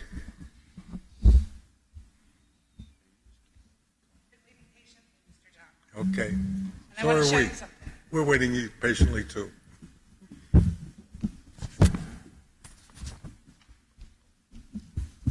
I know you said not to get all riled up about the newspaper article today, but I just wanted to remind you Those are pictures of the groundbreaking for the new playground at Valley Elementary that PTA has worked tirelessly to fund and create. The groundbreaking is Monday. So please take that into consideration when you start looking at possible reconfigurations for our district. Also, in regards to the budget, we sent 6 board members to the PSBA conference at the cost of $1,700 per person. Perhaps that would have been another opportunity to fund girls lacrosse. And please understand, I don't know or have anybody on the girls lacrosse team, but that $3,000 that they were asking for at those committee meetings and to not even see it on the agenda tonight was kind of sad for those student athletes. And we have to be careful if we're actually considering them part of Title IX, which I'm not sure if we are. Case, let me clarify one thing for you, please. Yes. We did not say it wasn't going to happen. We Okay. simply said, let's wait to see how the budget falls out, and it would go from there. It's not been cut. We did not say it was not going to be done. We said, please let's wait for the budget to be done. Well, and it wasn't something to cut because it was a new... There was nothing in. Right. Let me say added to it. Right. I'm sorry. I'm just saying to continue to cautiously look at all the different places where we spend money. Back to that outdoor sports shooting club. There's lots of different things that we can also be working with. And you can do more and you can do better to advertise those budget meetings because it's difficult for the community to get to them when they're buried 3 or 4 links deep on our district website. Can I just comment on the shooting club? Yes, That club has been in existence. It's a trap and skeet club. it's fantastic. It's been in existence for probably 15 years, I think, in the district, some way or another. And they have funded it totally from the parents, fundraisers, and all. So this is the first year in 15 years that club has ever received any money from the district. So just, they've spent their time in building this. They go on to the states. Awesome, very cool club. I mean, they get lots scholarships. Of great kids. So I just looked at it and went, at $100 a set, they can learn how to get a reloading press and teach their kids to. There are different ways. That was my point. Thank you all. Thanks, Case. Michael? Short, Mike. Yes, absolutely. I just want to thank everybody for being patient and listening to everybody's opinion about this. I know it's a difficult decision. One thing that I think the coaches need guidance on immediately is what do we do from here on out? Do we meet with our teams? Or is there liability issues? Are we still the coaches technically or not? We need some guidance pretty quickly because we're all in the midst of doing things. So. Were you meeting with the team before this happened? Yes. Then what would the liability be at that time if you weren't reinstated for next year? No, I mean, until then. Until whenever the process. Is this on? The vote of the board this evening it didn't relieve you from your position. Okay. And that goes for all the coaches. It's business as usual until this process works itself through. Okay. Thank you. You're welcome. Thank you. Okay, Mike. Anyone else? Yes, sir. You've been waiting very patiently. My name is Joe Stanavich. Lived in Hazleton since 1949. And I don't want to get emotional and cry, but I think you have one of the best attorneys in Hazleton, probably one of the best in the state. And I say that because this meeting's been run by Robert's Rules of Orders, and if you guys were out of line, he'd be the first to say I'm out of line or you're out of line. I think what you're doing, people don't understand. I negotiated $1 million contracts with the union. I know what you're going through, and you can't go home tonight, turn a switch, all of you, go to bed and not wake up and dream about it, have nightmares about what's going on in Hazleton. It's not your fault, and people got to understand what's going on with these millions. It's not your fault. And I say that from the heart, and I don't want to get emotional, but I got to get off that. But I want to thank each and every one of you for trying to do what you're doing. And I was guilty of what everybody else in Hazleton is guilty of, rumors. And it stinks when you start talking about rumors, because they're not here tonight to see what you guys are going through. And they're not here every meeting to see what you guys are going through. But now I want to talk about a fellow. I'll start with Bob Krasansky, and I'll start next with Mike Joseph. When these guys were little, I had the fortunate thing for the Hazleton Area School District of videotaping almost every game I could for Bruce Live. And not only that, but I had the opportunity to Kobe Bryant and Terry Creaney, and when it was down in Philadelphia, when Kobe was playing down and Hazel was playing down by Philadelphia, Upper Marion, I had the opportunity to video that. And I had my little boy with me back then, was only a year or two old. And when everybody was talking about the days of Bruce Live and Mike Joseph, I videotaped 7th grade when he started in 7th grade coaching. I videotaped all of Bruce Live's games until he left to move on. And I probably didn't see as many games as Mr. Gennaro did. But I bet you when my dad he was born in 1919, my mom was born in 1990. And as I grew up, he made me go to all, not made me, but with a loving father that he was. I went to the state championship, St. Gabriel's. I went to St. Gabriel's High School. And he took me to see all them games, because he had the key. He was a Boy Scout and Cub Scout. He had the key to the gym and the school. So I was able to shoot foul shots. And I saw Mike Joseph and Bruce Live do what my dad did to me. And you had to shoot foul shots every day, at least 100 or more, because more games are won on the foul line and lost on the foul line. And I remember that fella struggling down in Harrisburg because they beat him up, and I videotaped that game. And he knows what I'm talking about. He remembers the Harrisburg game. Joe, he never got beat up. No, I was there and I videotaped it. Couldn't shoot foul shots, I want to know. And I can honestly tell you, I hope you give a second thought, especially for Mike Joseph, because I saw him and Bruce Live. And I was there when they would go into the locker room and they would sit down with a boy and yell at him when they were in the shower and say, "I'm going to talk to your mom and dad," because moms and dads right away say, "Why didn't he get playing time? Why did he play that fourth quarter or first quarter or second quarter or whatever?" I was there in the locker room with both of them. And I also can tell you truthfully, they went and made sure that their grades were better. And if they needed tutors, they got them tutors. If they had to spend time, especially Bruce being a history teacher, if he had to spend more time with a student, he made sure that he could get their grades up so they could move on to college. And both of them got scholarships unbelievable. And I don't know all the things, but Bruce was here, he'd probably say it better than me. But Bruce and Mike tried to get more scholarships and more better grades. And I hope, for your sake, that I'm never coming back to him, and I don't like to say never, and say you made a big mistake by getting rid of Mike Joseph, because I know the quality of the man.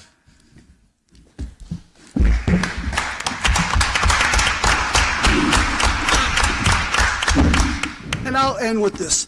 Thank you, thank you, thank you, thank you, thank you, thank you. And the audience and the people in the paper should say thank you to all these, because there's no switch tonight.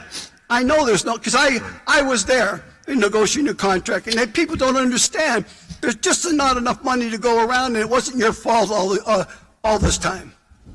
And I mean that to you, because we don't know each other real good yet. But I had the opportunity to get to know Dr. Antonelli. I got to know Pascal Scheibel, who used to sit in his seat. I got to know him. I have a copy today or the next day out at the Wellness with Pascal Scheibel. And I only say that because I know what he went through when he was sitting over there where Chris is sitting.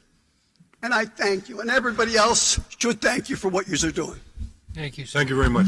Thank you, Joe. Thanks, Joe. Mr. John, if I may, it wouldn't be right to not pay a compliment back. He makes the second best pierogies in the city after my mother. Who makes the first? My mother. But could you make foul shots? No. Okay. Now, you missed quite a few, yeah.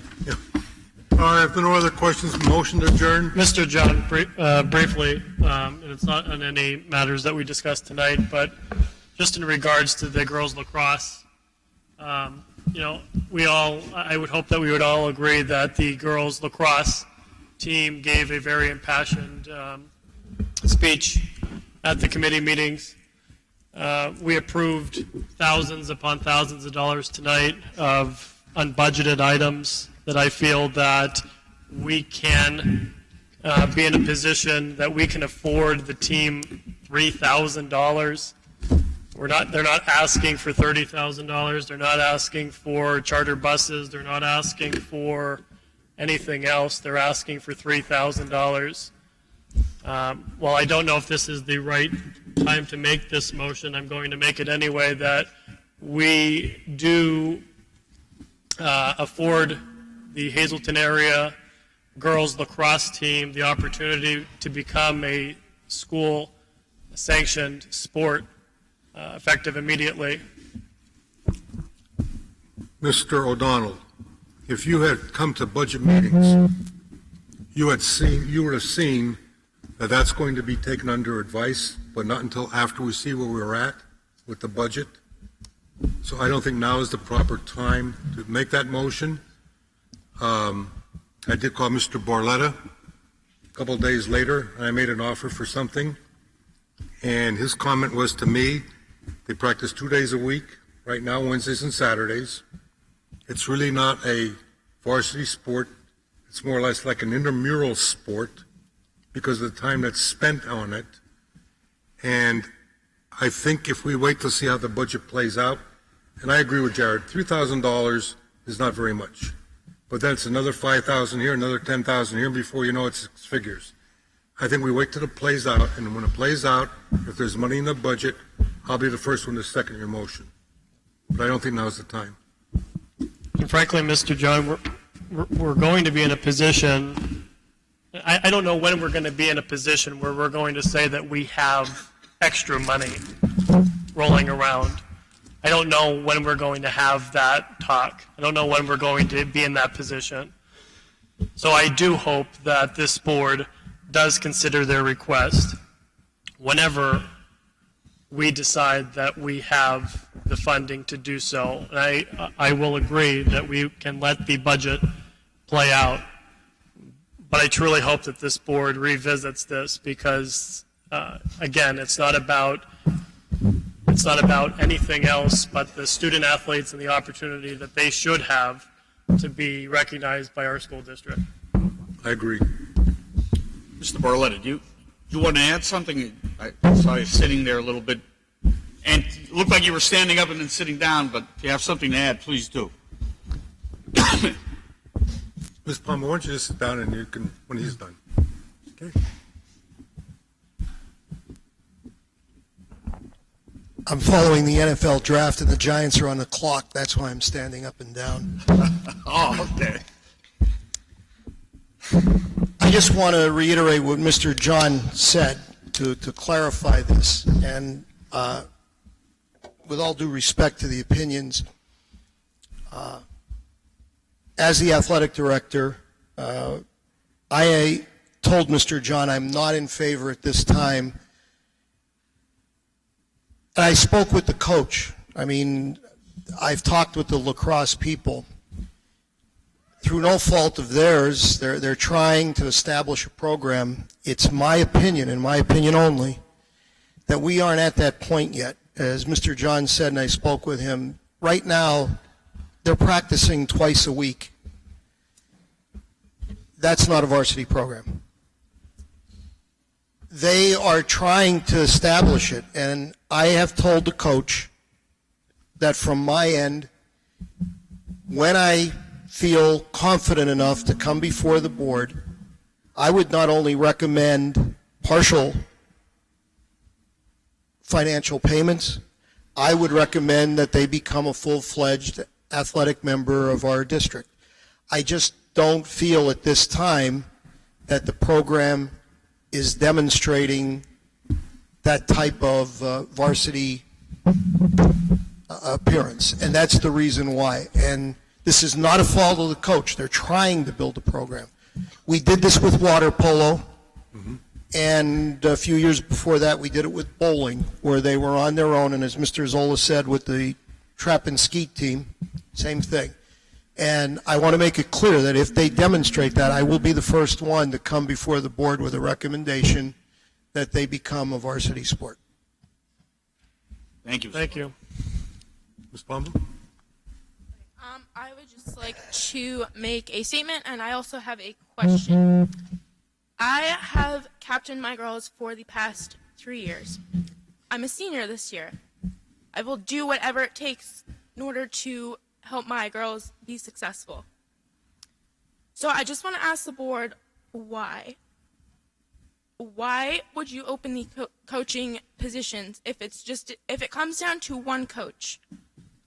Instead of addressing that one coach, why open all positions?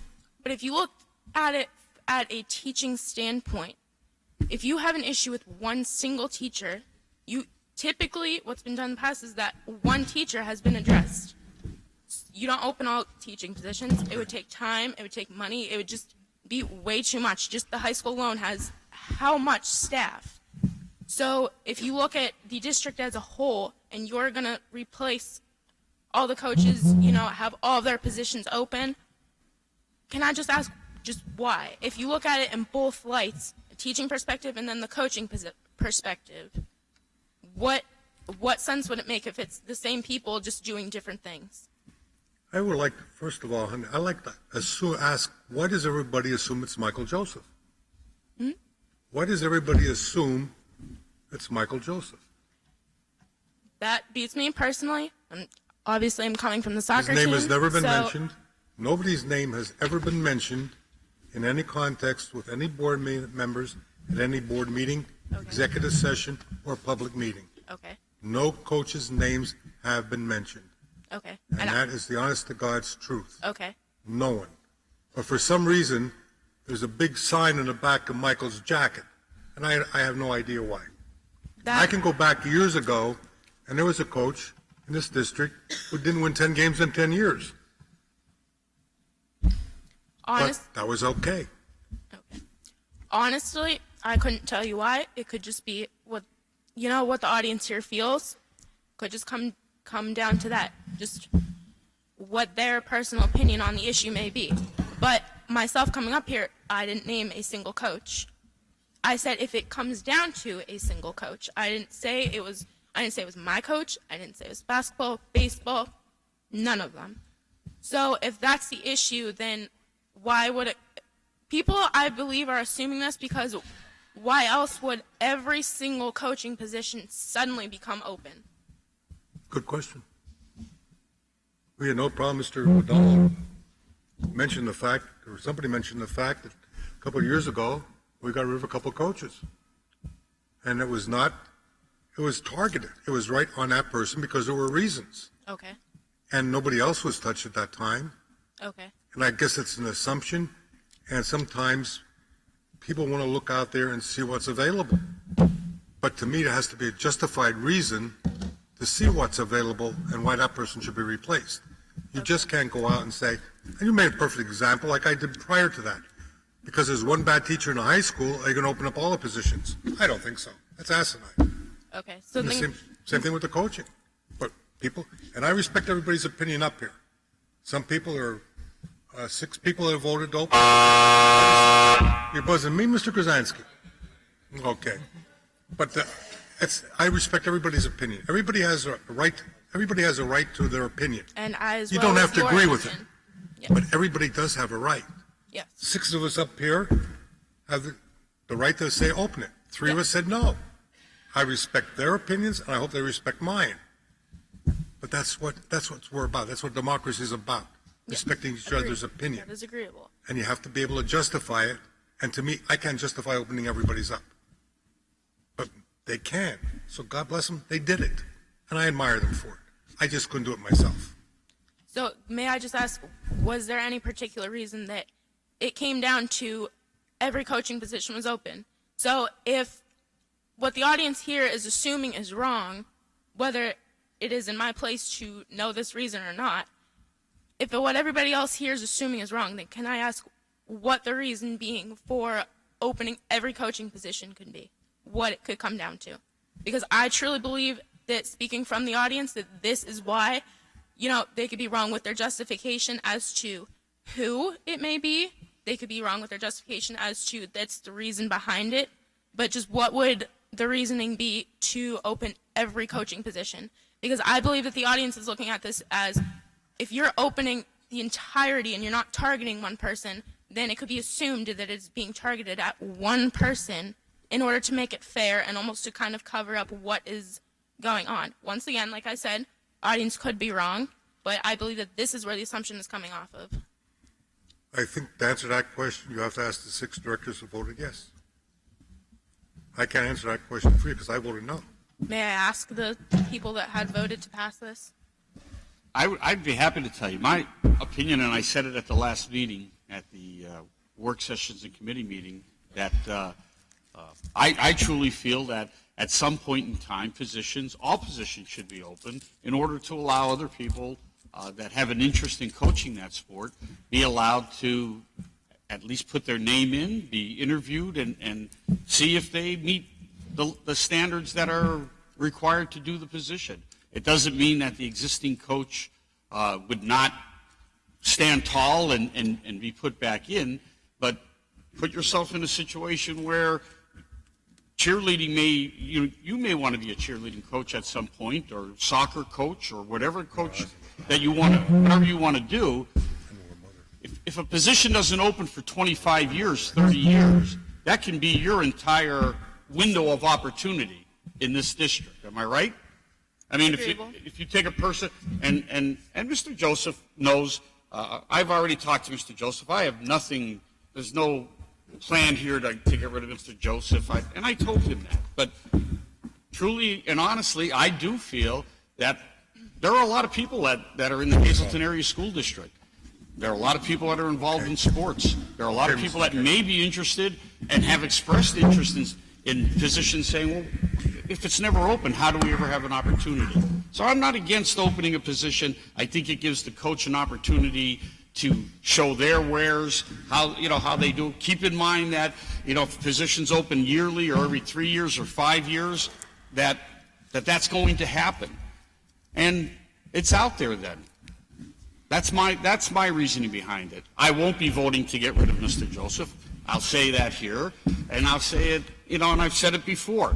But I do believe positions should be opened occasionally, because everyone should have an opportunity at it. Everyone should have an opportunity to do what they want to do. And I've seen some things over the last couple of months in our district in some coaching positions that were atrocious. And I just don't think it should go unchecked. So can I ask, with the coaches that are being assumed, like I previously said, nobody's saying, you yourself said it's not being targeted.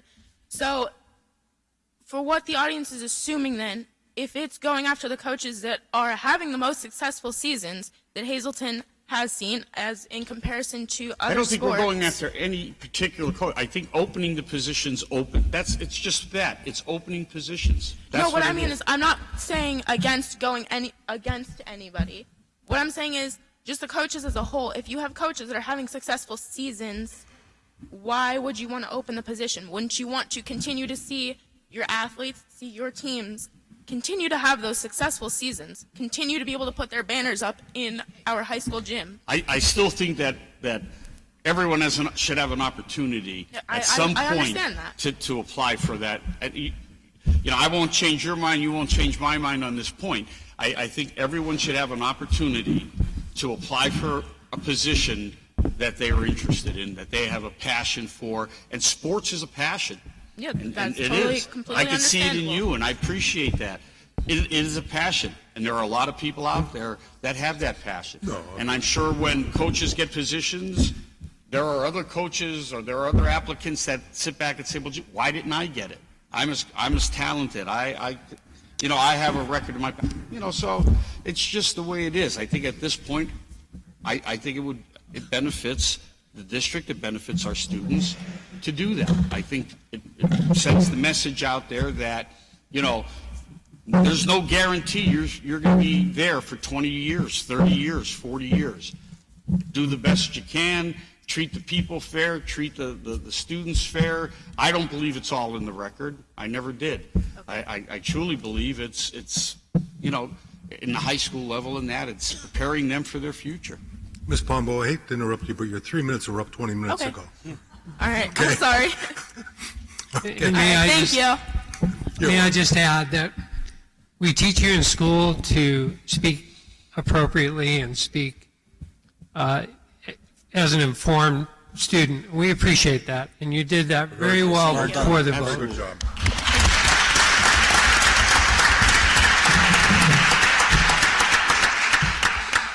Hi. I just have a couple things to ask and to say. Number one, I am very disappointed in today's decision. I mean, I do respect a lot of you up here, and I'm just saying I'm very disappointed in a lot of the decisions, or the decision of yes, and I'll tell you why. Watching those kids walk out of here today with the looks on their faces that they have no idea what they're gonna see tomorrow. What is it now? Are they allowed to practice? Are these coaches allowed to work with these kids now that they no longer are employed as a coach? That's a question I want an answer Mr. to. Slusser did address that. They are allowed to continue with what they're doing right now. Okay, they are allowed? Yes. Okay, now, here's the other one. How many are going to want to, knowing that their position may no longer be there? Now, in this case, you're asking the wrong person, but Well, the thing of it is these kids, obviously, the kids were not put first in today's decision. And I'm sorry if you all feel that I'm wrong in this. I just don't feel that way. I feel that the kids were unheard. They came up here, they spoke from their hearts. Everyone but 3 ignored them. That's a shame. That's disgusting, and I'm sorry. Now, the other thing about it is the positions being opened up, everybody should have an opportunity. Guess what? There's a newspaper. There's other areas that are always looking for coaches. I see it constantly. You know, maybe they want to work in Hazleton, but guess what? There's Berwick. There's Bloomsburg. There's Wilkes-Barre. There's Holy Redeemer. I see them all the time every time I open up that newspaper. There's constantly coaching jobs available. If you want to be a coach and you're that passionate, doesn't matter what school, what area you're in, if you're passionate about being a coach, you will take that position until another one opens up. Then you will take the other one. But I just have to say I'm very, very disappointed. If this is a personal issue with some of you up here, whether it's one of your children that didn't play or that it's maybe a friend of a friend of a family, I don't know who it is. But all I'm just saying is it's very disappointing. Very. We all voted for you people to be up here, to vote in favor of our children, and you let us all down. That's all I'm saying, except for Jared. Thank you, and thank you.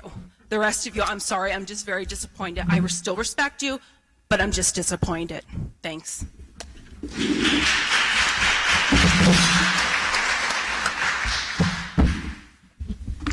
I'd just like to ask a couple questions. My first question would be, why are we just doing it for fall and winter sports? Spring sports aren't over yet. So are we going to do it to their sports when they're over as well this year? Yes. Yes? That's the intent.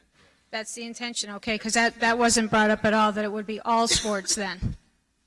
Talked about, being that fall and winter. I think you should have brought that to the attention of the people tonight, because it seemed like it was just fall and winter tonight. Okay. My next thing is we really couldn't hear what Rob Mahalik said on the phone. So what was his issue? He said something about the reason why it was opened up was because of what? I believe what he said was that issues that have occurred in the district in coaching positions to students over the last number of years that he's been on the board that have come to his attention makes him feel that it is correct to open positions so that, Did he say 4 injuries? Is that what? No. That's what. 2 injuries. So for 2 injuries, we're. no, it wasn't injuries. Oh, it wasn't injuries. I don't think it was for injuries. It was 'Cause for that's why- incidents that occurred to Okay. students. So for two students, we're opening up. He didn't say it was 2. I think he said a number of incidents that had occurred over the year, this year especially, to students that were being bullied, that were being assaulted, and that's where the injury comes in. I'm sorry, Mr. John. Students that were being, team people, students that are on the team that were being bullied, that were being, that were assaulted at one point or another, incidents that occurred in the district. And it was more than one sport then? Yes. Yes. Okay, because we, like I said, Yes. we couldn't hear that. And I mean, it should, and the other thing I'd like to say is I feel that, from what I know, greatness is made over years. From my experience being from Hazleton, Bruce Leib coached for how many years? Michael, how many years? 18 to 20, right? Yeah. 21? 21 years. Nobody went after him in those 21 years. From what I went watching collegiate, Coach K, Boeheim, the St. John's coach that's now retired, how many years have those coaches been in their positions? If there's people that want, if they feel that they can do something, volunteer. There's always, how many times are we looking for people to go scout? I've coached back in my day. I coached Grebe, I coached Bishop Hayfie, I coached Weatherly. You're always looking for people to go scout other teams for you to see what you're going to be up against. Volunteer. You're saying that, let's open up this position because people are out there. That's like me going to work tomorrow and saying to my manager, I want your job, so please leave. I just don't understand. If people really wanted to get a job, go and volunteer, go to the people, and that's what I like to say. Thank you. Joe, a minute and a half. You already had 3. I won't even take that long. I'll talk to Dr. Butler. I want to first thank you if you're responsible for the security in the school district, because I know Vinny Zola a long time. When he was involved in security, he was second to nobody back in his day. And I like Mr. Harry, and I like your selection. If it was you that selected him, he's second to none today. And security, you can feel safe walking into schools, because a little girl raised her hand when Clinton was talking, and she said, "Can you stop moms from buying machine guns and killing their mom and killing everybody they could kill in Connecticut?" You guys got one of the best security people. I had a security here with Mr. Harry. Well, sir, I really credit the board and us working together as a team. Thank and you. my work with Mr. Harry so far has Well, before been... I get a buzzer, I want to say thank you for Okay, having well, you're Mr. welcome, sir, and I feel comfortable enough to put my own children in any of our schools. Motion to adjourn. Motion. Second. Meeting adjourned. I gotta get out before 10 o'clock, because that was phenomenal. That's right.